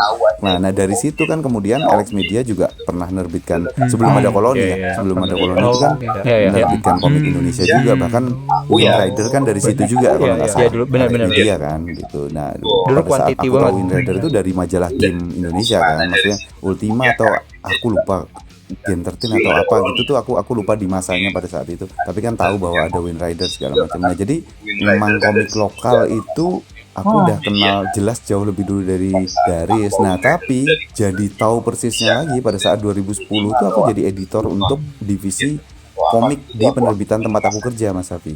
Jadi aku nyariin komikus-komikus di Jogja itu, aku nyariin untuk berkarya atau nerbitin komik di penerbitan tempat aku kerja. Nah itu momen dimana Mas Gupta Mahendra juga lagi genjot kenceng tuh komik lokal Indonesia koloni itu lagi. Jadi aku tuh bener-bener tahu persis bahwa Gila-gilaan dulu tuh, penerbitan itu pasti kalah. Karena secara jumlah udah nggak bisa ngapa-ngapain. Jumlah komik lokal Indonesianya koloni itu gila-gilaan. Udah jelas lah. Udah jelas kalah. Betul, udah jelas kalah. Nah, tapi disitulah kemudian aku kenal teman-teman Lesehan Studio itu dari situ. Ada Alfa, Mato, Fajar gitu tuh dari situ. Sehingga sampai sekarang aku masih temenan sama mereka gitu. Nah, jadi ada aku beli komiknya Koloni itu kan aku beli punyanya Alex Hirzaki, punya Sweta juga, Koloni Jagoan tuh aku juga beli gitu. Jadi emang masa itu tuh menyenangkan sekali, tapi posisiku adalah editor, sehingga aku nggak lagi sebagai penikmat atau konsumen sih gitu. Jadi perjalananku di komik Indonesia tuh seperti itu. Terus baca H2O Reborn sebelum aku bikin ruang ngobrol sama Daris gitu, aku udah baca duluan, pinjem punya si Jojo, kontributor kita juga. Terus begitu aku ketemu Daris nunjukin koleksinya dia, yang kupikir udah semaju ini ya, udah sehebat ini komik Indonesia. Dan sekarang, titik sekarang 3 tahun dari yang lalu itu udah jauh lebih oke lagi gitu. Oh iya. Ini yang pengen aku tanya ini sebenarnya, kalian ngerasa ini nggak sih pengaruh komik terjemahan ke komik lokal kita ini cukup banyak nggak?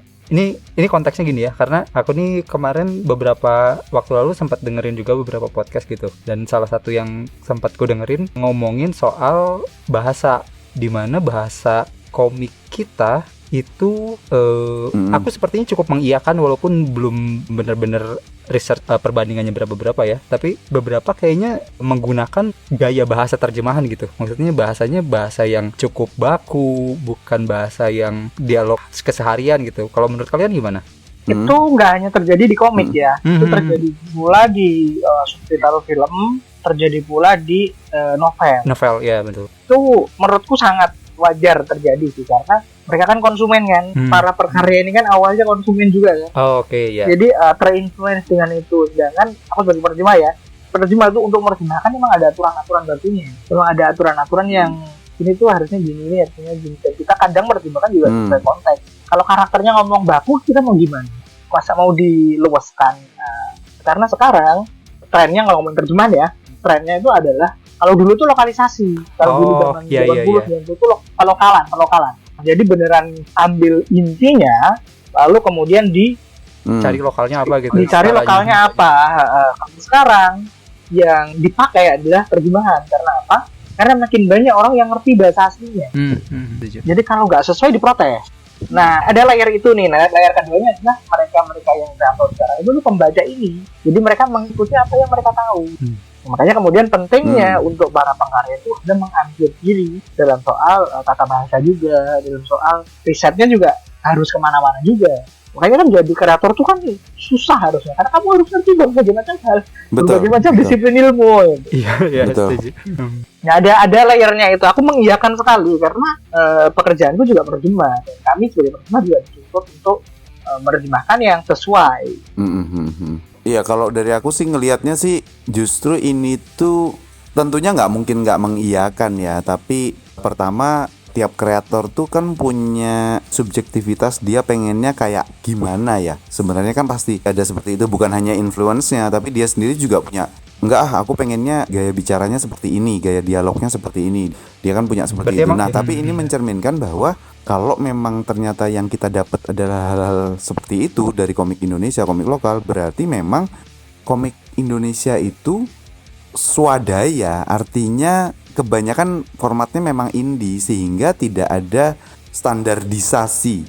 Kalau misalnya terbitnya di major label, kan ada editor itu kan mengatur semuanya supaya kebakuannya sesuai dengan labelnya itu sendiri ya, penerbitnya itu sendiri gitu. Penerbit manapun gitu, kita nggak hanya bicara yang besar ataupun yang kecil, tapi manapun gitu tuh editor punya hak untuk itu gitu. Nah, tapi dengan keberagaman ini berarti memang komik Indonesia sedang tumbuh terus, dan kayaknya ini sebuah berkah juga sih untuk kita pembaca, bahwa pada akhirnya kita membaca sesuatu yang karya komik Indonesia yang nggak jauh dari yang kita baca lewat komik terjemahan gitu. Karena kayak Daris bilang tadi, si kreatornya ini juga konsumen atau pembacanya. Nah, cuman memang pasti ketemu 1, 2, 3 judul yang membuat kita mengernyitkan dahi itu kayak, kok kayaknya nggak cocok ya gitu. Cuman itu kan terjadi karena nggak ada editorial yang secara profesional atau mumpuni menjaga itu kan. Kayak aku ingat banget, ini konteksnya, sorry ini bukan konteks komik ya, tapi di dalam konteks komik aku juga ngobrolin ini sama Daris. Tapi yang mau ku sampaikan contohnya itu adalah film. Aku ngobrol sama Daris, film Wiro Sableng itu kami berdua ngerasa nggak cocok karena dialognya, obrolannya, kata-katanya itu kekinian, padahal itu settingnya, ceritanya di zaman dulu di masa lalu gitu. Sehingga kami sepakat bahwa ini kok ada yang gimana ya. Cuman kami paham bahwa ya memang pangsa pasarnya penonton kekinian yang ngefans sama Vino Bastian misalnya, yang gaya bicaranya kayak gitu. Jadi apa mau dikata gitu, karena tujuannya ada hal yang mau dicapai dari karya tersebut gitu. Nah kalau di komik lebih raw lagi sih, lebih Bener. tidak ada batasan Iya, lagi iya. sih untuk menyampaikan macam-macam. Ya makanya kami kalau nge-review komik terutama komik indie itu kan juga ada pemakluman pada banyak hal kan. Ya udah, ya memang situasinya seperti itu. Ya, aku juga tanya ini bukan berarti aku ngebandingin ini baik atau buruk. Aku pun sebenarnya kalau nggak di-mention sama orang atau aku ngedengerin hal itu, aku pun nggak nyadar gitu. Karena kan aku pun baca komiknya banyak komik terjemahan ya. Jadi pas baca komik Indonesia yang bahasanya seperti itu ya, aku ngerasa biasa aja. Toh selama ini baca komik kayak gini gitu. Tapi pas di-mention kayak gitu, oh iya ya ternyata ada juga justru komikus lain yang menggunakan pendekatan yang berbeda gitu. Itu menarik aja sih buatku bahasa yang dipakai itu. Iya, itu juga menarik sih. Untuk bahasan yang menarik sih. Jadi pengen bahas Mas ya? Bahas di ruang ngobrol. Silakan. Iya. Ya, aku mau lanjut ke pertanyaan berikutnya soal Oke. referensi kalian dalam melakukan review ya. Aku waktu itu pas ketemu kalian di Jogja, pas Mas Bagas lagi nge-host, sempat ngobrol juga sama Mas Daris. Kalau buatku salah satu referensi yang dijadikan untuk review tuh YouTube film Cinecrip. Benar. Kalian juga pun sama ya kalau nggak salah ya. Sama Cinecrip. Eh, Malah copy paste-nya Cinecrip. oh gitu. Kalau boleh dibilang. Lebih ke format ya. Formatnya kan punya banyak kontributor Ya, ini. betul. Iya. Kontributor ini bahas apa. Nah, formatnya tuh ya sangat mirip sekali. Iya, dan aku pun ngerasanya pas ngelihat itu review tuh cocok-cocokan. Maksudnya saat kita tahu misal nih di Cinecrip ada dia kalau bahas film horor, gua pasti sefrekuensi gitu. Jadi kalau misalnya dia bilang suka, oke, gua berangkat bioskop. Kalau misalnya dia bilang gak bagus, oke, gua nggak berangkat gitu. Kayaknya kita pun sama ya. Sama. Kurang lebih sama di ruang ngobrol kayak gitu Mas ya. Iya. Di ruang ngobrol pun kayak yang setuju sama Mas Bagas, kalau Mas Bagas bilang bagus, gas beli gitu ya. Kalau misalnya Mas Daris bilang bagus, yang setuju sama Mas Daris, gas beli gitu ya. Iya, dan masih ada kontributor lain juga yang memang secara selera beda-beda. Ada film-film yang lebih festival itu ada Mas Juju gitu. Itu ada komik-komik cewek atau novel-novel yang itu ada Tika. Jadi memang ya udah, kita memang mempersiapkan diri seperti itu. Oke. Nah, ini mungkin buat teman-teman yang belum sering dengerin kontennya Ruang Ngobrol, gue mau sedikit ngasih pertanyaan pendek buat kalian biar teman-teman tahu lah kira-kira preferensi kalian kemana gitu. Jadi kalau mereka dengerin kalian, wah kayaknya aku cocok sama dia deh. Nanti aku akan nyebutin 2 pilihan, kalian pilih aja salah satu. Bebas nanti mau kalian jelasin kenapa kalian pilih itu atau enggak, gak apa-apa. Tapi yang pasti nanti aku kasih kalian pilihan kalian boleh berbeda gitu ya. Oke. Sepertinya akan berbeda. Oke, ini aku mulai dari pertanyaan pertama. Komik cetak atau komik digital? Cetak, Mas Daris. Mas Bagas? Cetak sih aku. Cetak juga. Oke, kalian berdua dicetak.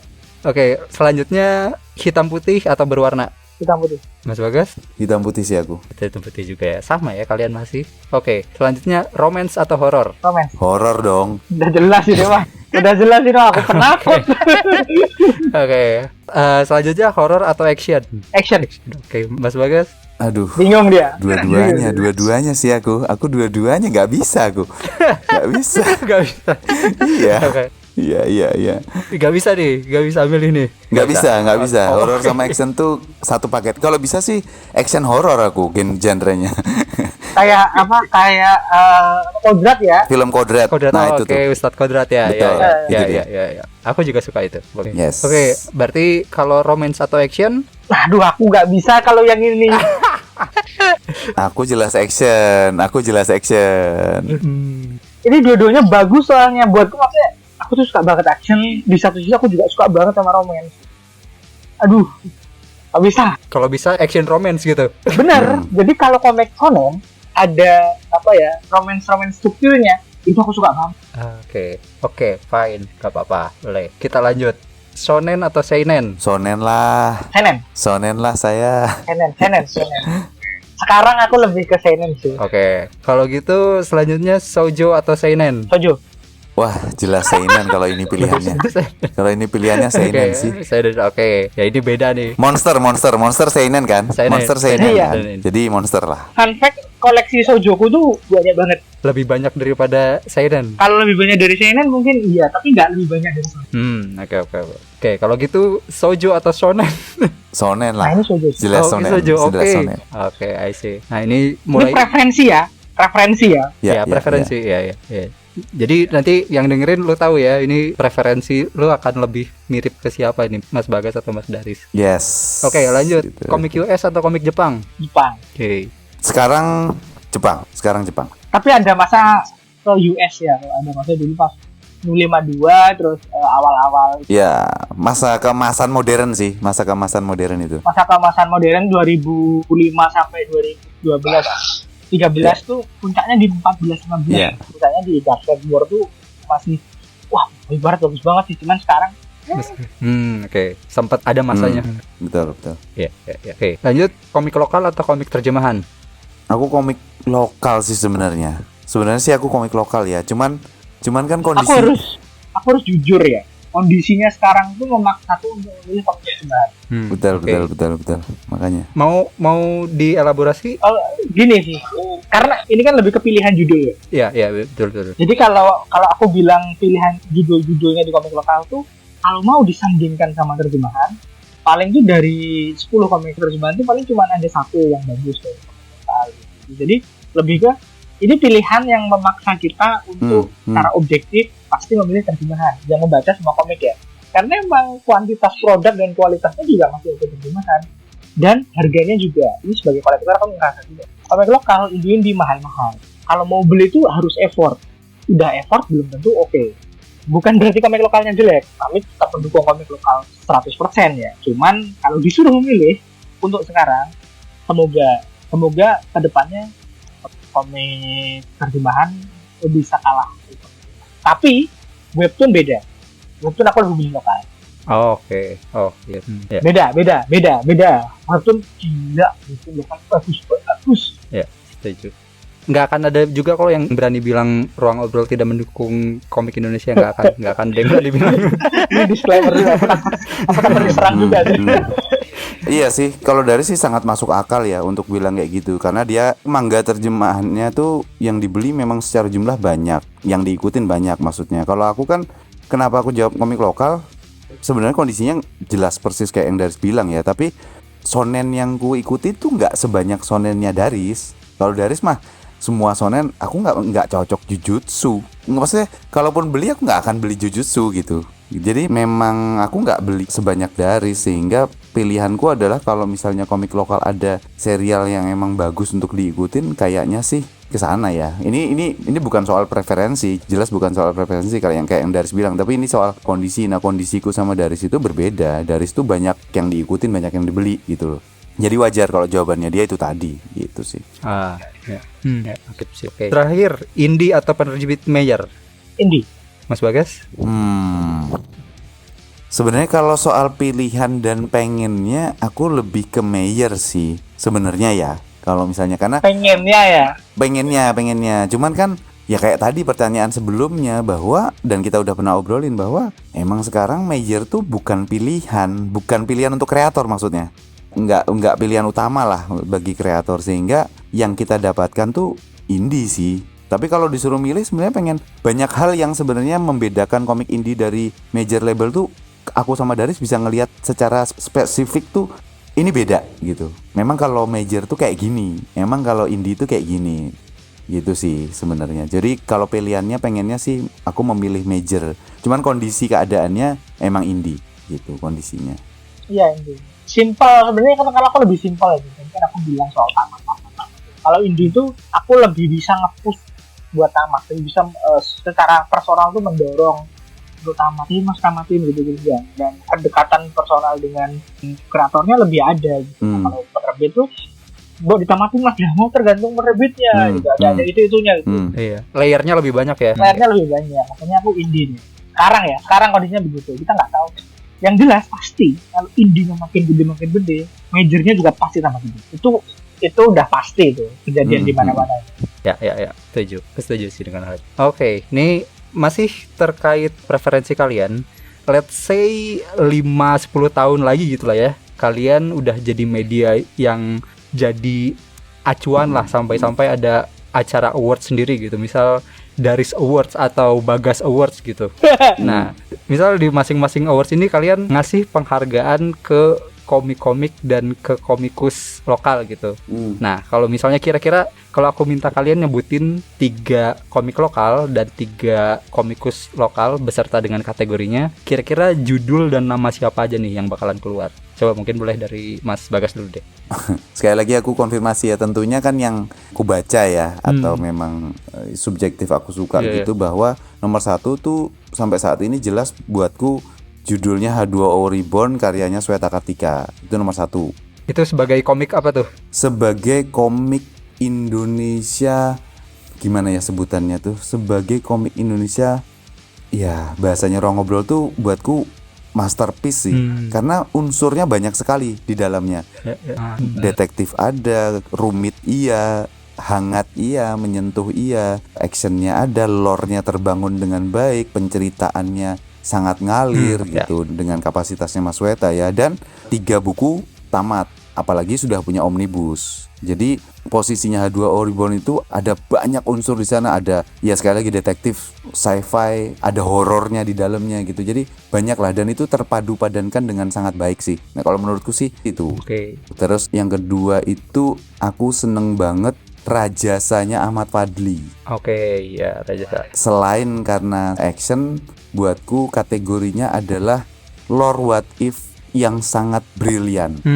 Bagaimana seandainya dalam sejarah Arok dan Dedes seperti apa, dan diisi dengan kebrilianan Mas Ahmad Fadli itu dalam mengcombine pengalamannya dia dan keahliannya dia sebagai penari topeng profesional dari Malang, dan memasukkan unsur itu di Rajasa. Menurutku sih ini komik yang worth to buy, worth to watch, dan bentar lagi atau memang udah ya keluar volume 2-nya. Udah keluar ya. Di momen kita take ini udah keluar gitu. Jadi menurutku sih nomor 2-nya aku itu.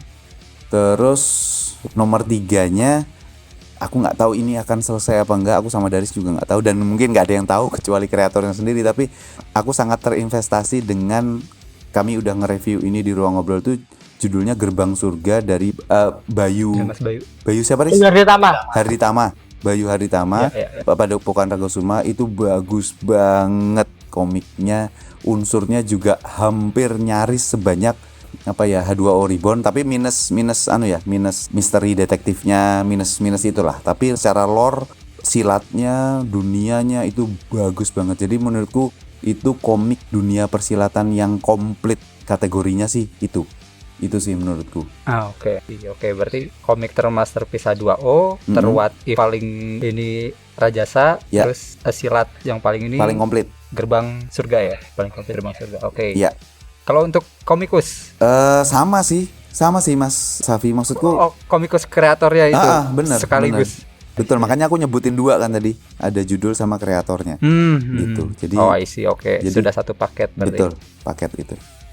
Kalau dari Mas Daris, kalau aku tidak akan bosan-bosannya untuk selalu ngomong buat komik terbaik tahun ini lah ya. Tahun ini tuh jadi masih sama. Apa itu? Nato Deum. Itu enggak, itu komik pengen blowing banget buatku, itu inspiratif dan kita. Wah, itu yang ingin kulihat di komik Indonesia.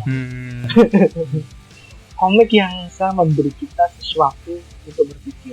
Dan itu kan sering terjadi di komik manga ya buat gue. Ketika dengan manga aku bener juga ya kayak gitu. Itu lebih ke seinen sih, seinen sama itu kayak gitu. Itu sebagai kategori komik apa? Nah, aku bingung nih masuk kategori. Mungkin terinspiratif kali ya. Boleh. Mungkin terinspiratif kali ya. Nah, habis itu mungkin ada komik yang bikin aku doki-doki lah. Itu kalau sekarang tuh Matahari Setengah Lingkar. Kalau dulu sebelum baca itu mungkin aku akan bilang Krisang Timung. Aku sudah menduga kamu akan menyebut salah satu dari 2 itu. Iya. Gila bagus banget Matahari Setengah Lingkar.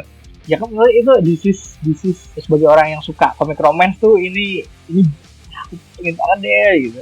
Nah habis itu, aku yang bingung nih. Ketiga nih ada terlalu banyak komik yang ku baca sih masalahnya. Mungkin nggak lengkap kalau aku nggak bilang H2O. H2O Reborn itu komik paling komplit. Komik paling komplit. Semuanya ada di sana. Romance pun ada. Maksudku itu loh.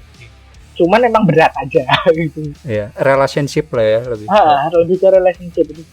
H2O Reborn itu nggak bilang itu sih. Oke.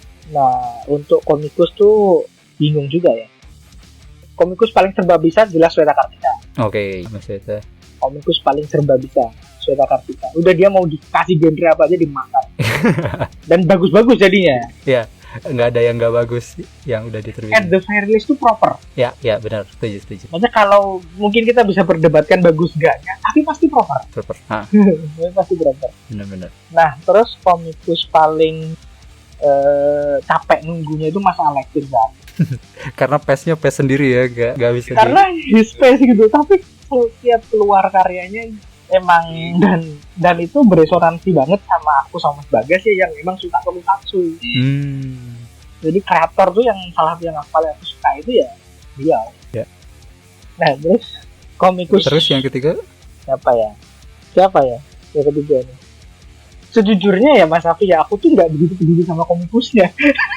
Iya sih. Kolektor lebih ke karya ini gitu ya. Makanya kalau ditanya siapa aja tuh aku lagi mencari-cari. Mungkin Mbak siapa kemarin Mas Bagas yang bikin itu yang komik mau bunuh diri tuh?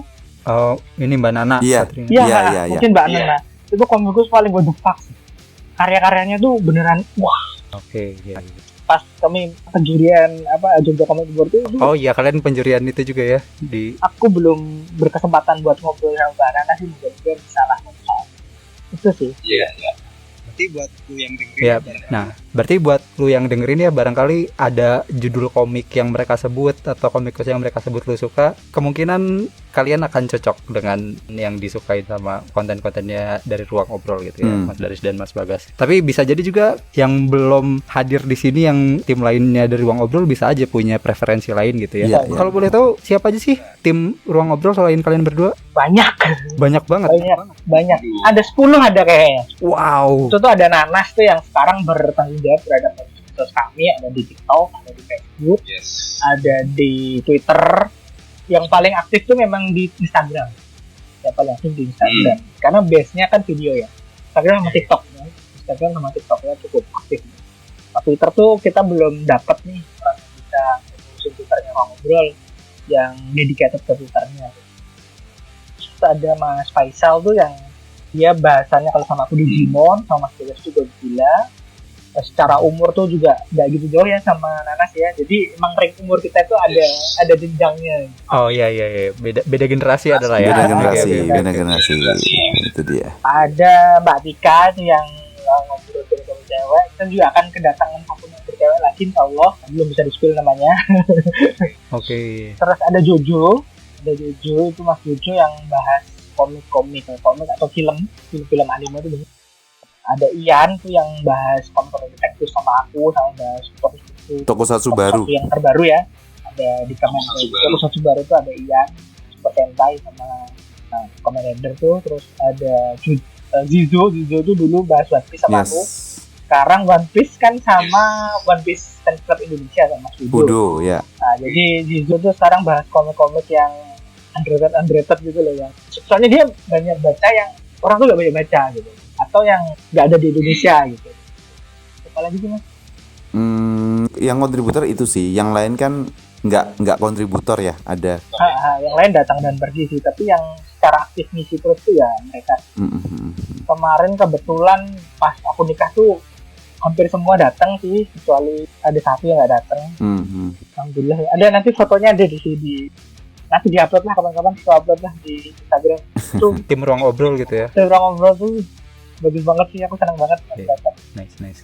Nah, ini selain Ruang Obrol kan kalian nih setauku punya lini lain ya. Aku nggak tahu apakah ini under Ruang Obrol atau bener-bener entitas yang terpisah gitu. Yang aku tahu ada dua hal. Yang pertama itu Kuratoru, dan yang satu lagi yang kemarin baru sempat dikeluarin yang YouTube-nya Kapten Bagas ya. Nah, ini boleh diceritain nggak? Nanti ada satu lagi.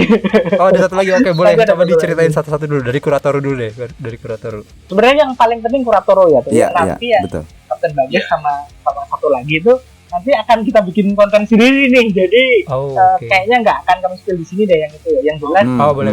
Jelas memang kami akan membesar lah ya. Dan ini membesar karena Ruang Ngobrol secara ruang itu udah tidak cukup untuk mewadahi kami. Lebih tepatnya ke slotnya. Oke. Slot. Lebih tepatnya slot. Udah nggak cukup, makanya dibesarkan. Karena ini strategi bisnis ya. Secara algoritma kalau semuanya ditumpahkan di satu titik itu nanti algoritmanya ketabrakan semua dan jadinya nggak oke. Nah, yang paling penting itu Kuratoro. Aku yang jelasin Mas Bagas ya. Iya, boleh. Kuratoro itu adalah upaya kami untuk memberikan tempat kepada. Jadi kalau ngomongin marketing itu kan ada distributor, ada kreator, terus kemudian ada konsumen tuh. Nah, konsumen sama kreator kan ada, tapi komik lokal itu kan distributornya emang sedikit sekali ya. Nah, kami pengen memberikan ini sumbangsi kami untuk komik lokal salah satunya adalah dengan menjadi distributor. Kita akan pulang komik-komik dari teman-teman komikus, lalu kita akan bantu jualin dengan kita review. Dan kita marketingkan dengan seprofesional mungkin. Jadi nggak cuma ditaruh terus jual, tolong beli dong gitu. Nggak, kita akan mendorong orang untuk apa sih kamu harus beli ini? Nah, salah satunya dengan review. Berarti apapun karya yang masuk Kuratoru kemungkinan akan direview ya? Semuanya akan direview, bukan kemungkinan. Oh, semua.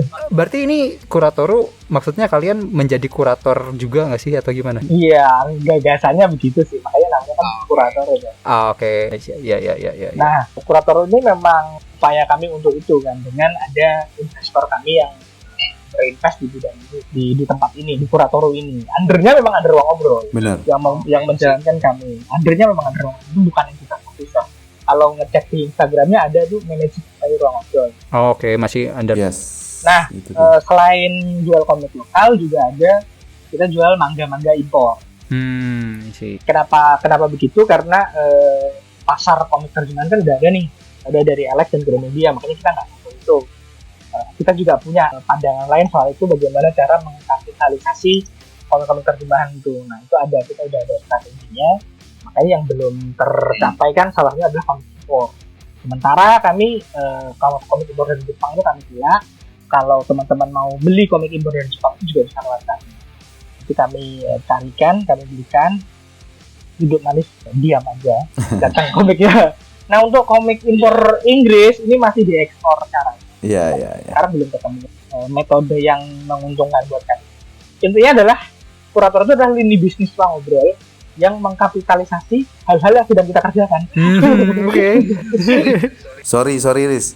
Apa? Riz, bahasanya memonetisasi Riz, jangan kapital. Oh, memonetisasi ya? Iya benar, memonetisasi.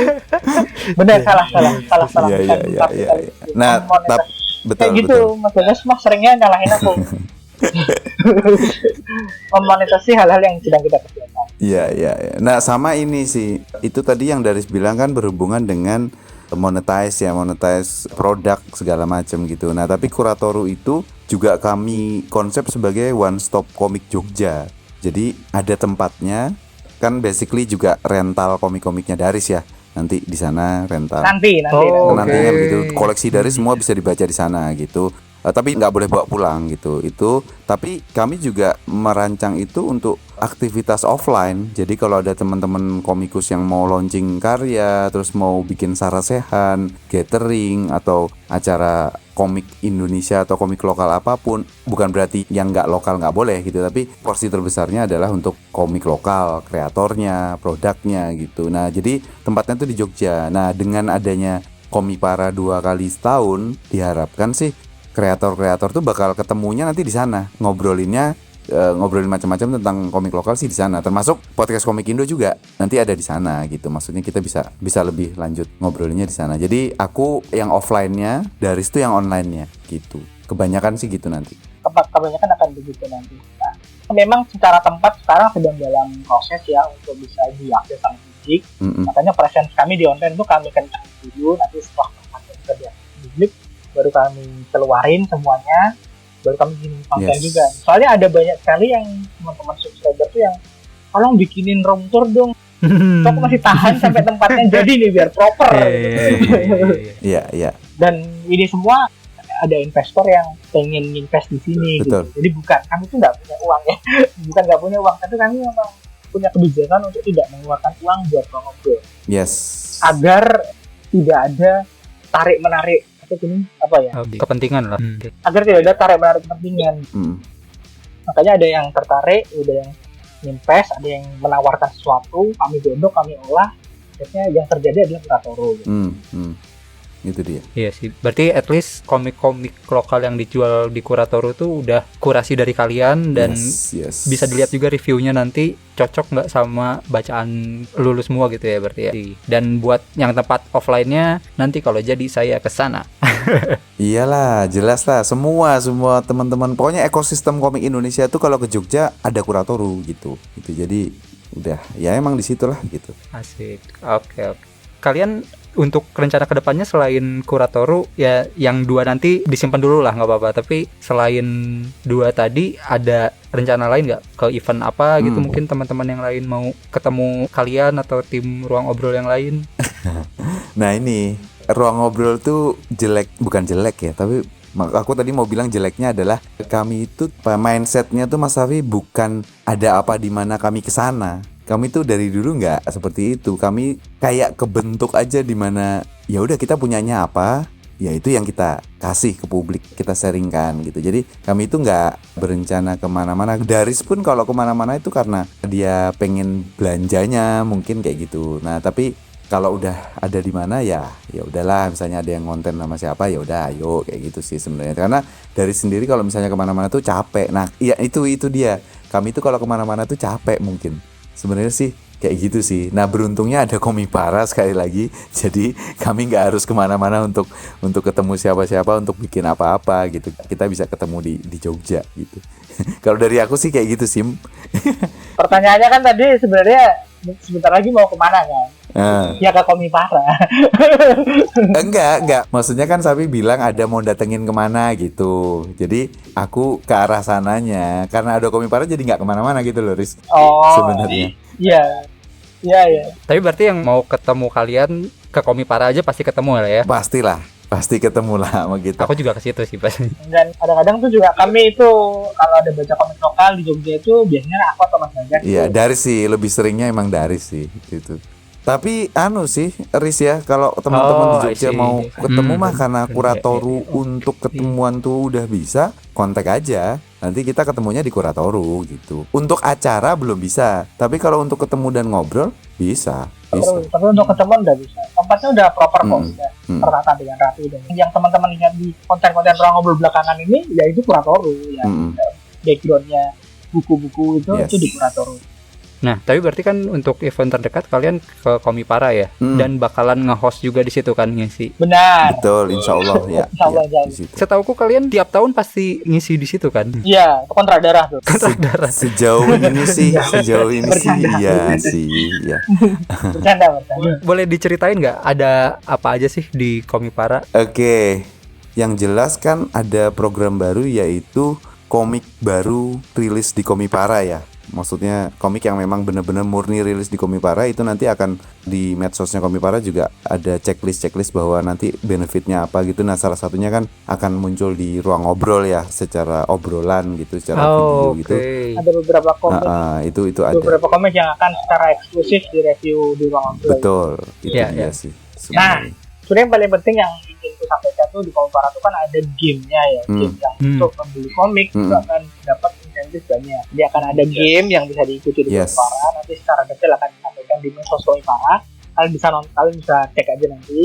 Jadi kalian kalau beli komik akan dapat poin-poin yang nanti bisa dicetakkan dengan banyak game lain.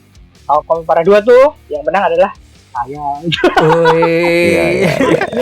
Dapat figur tuh, dapat figur. Sama dapat pedang. Dapat pedang. Yes. Itu chaos sih. Di atas seharian bisa-bisanya menang. Itu apa ya?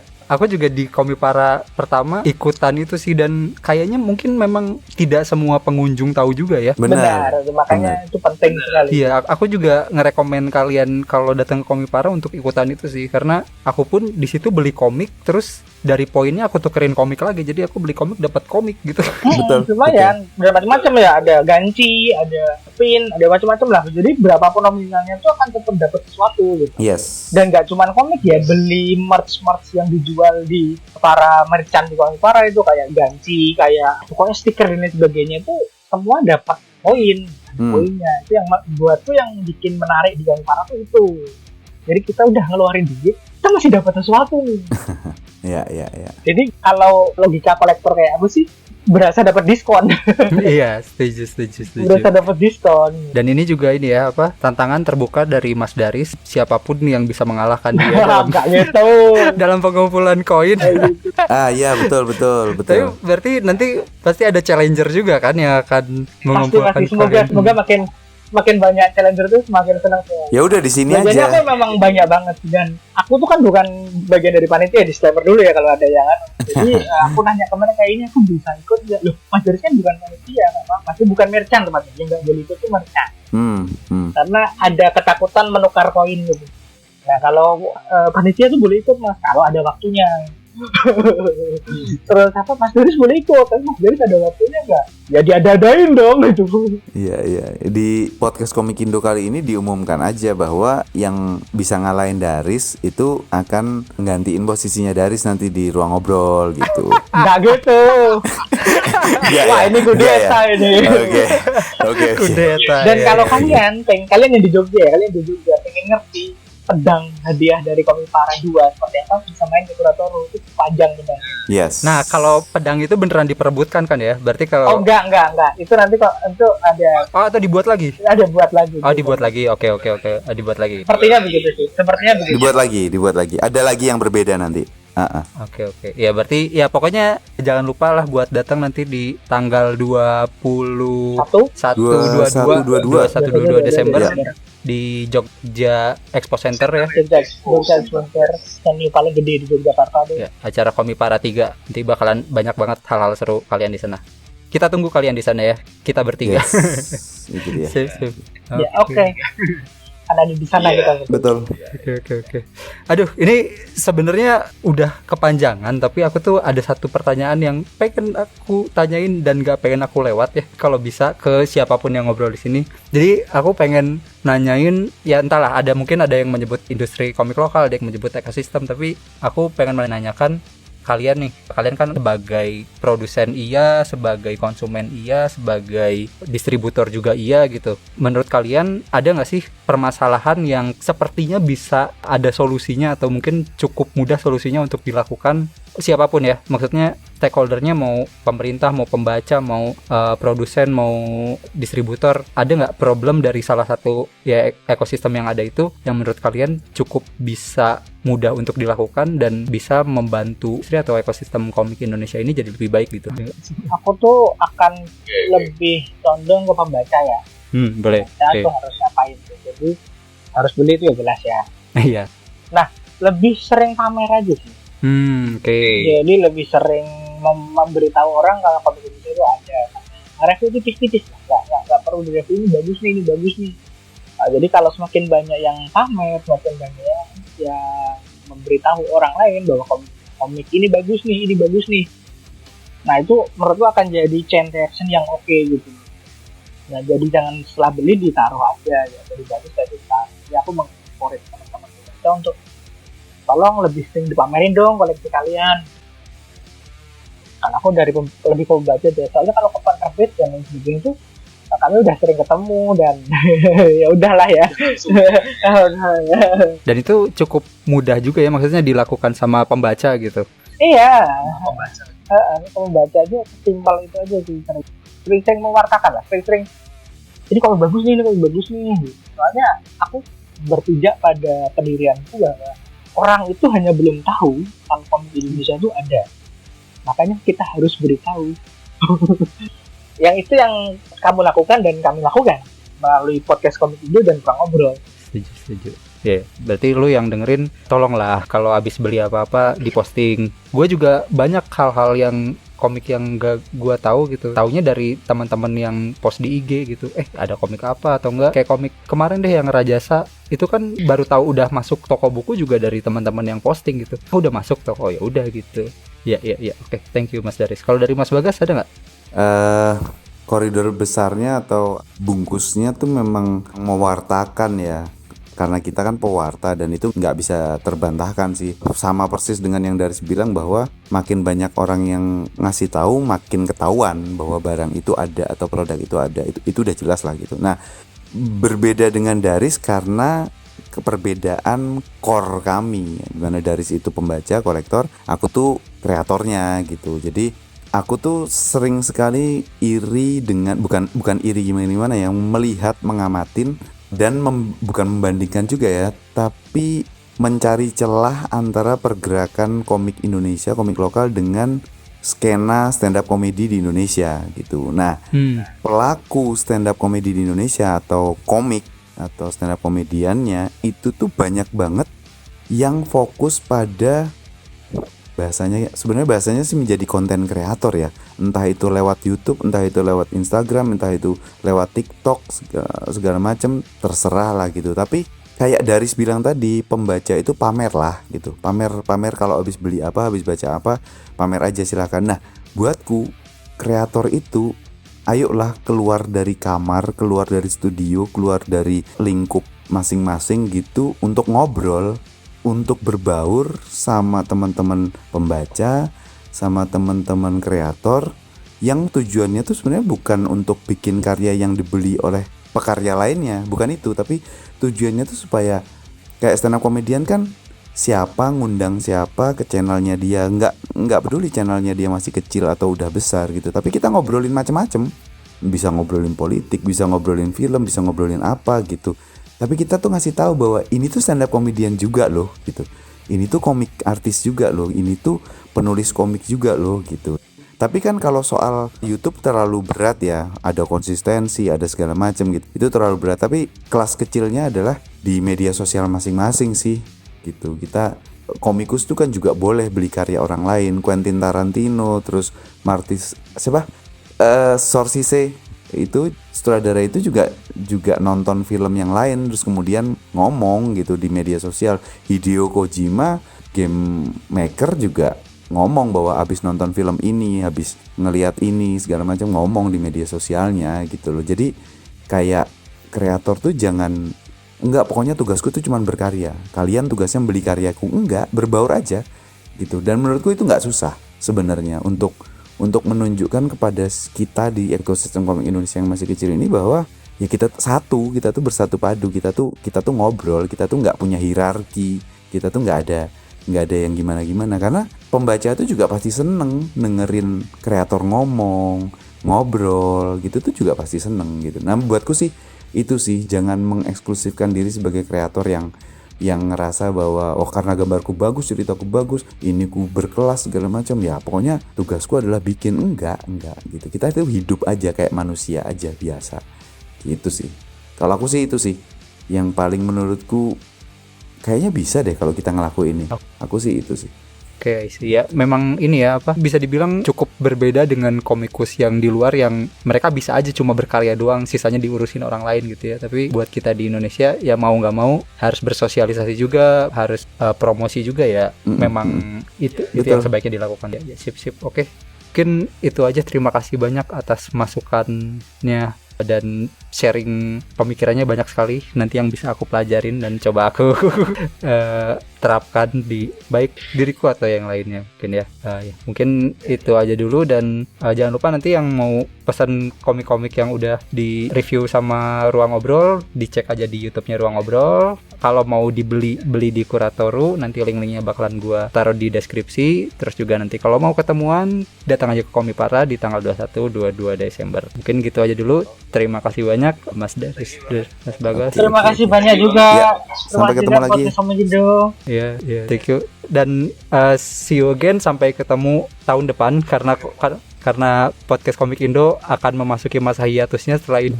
Habis ini jadi makin bagus Amin, lagi. amin. Tahun Amin, depan. amin. Selalu ditunggu. Yes. Semoga ya. Oke, itu dulu. Ya, Terima kasih banyak. Jangan lupa dukung terus perkomikan Indonesia, bukan hanya karena nasionalitas, tapi juga karena kualitas. Sampai ketemu lagi di kesempatan berikutnya. Dadah. Thank you Mas Deris, Mas Bagas. Thank you, Aduh. sama-sama. Thank you, Mas Safi. Gitu.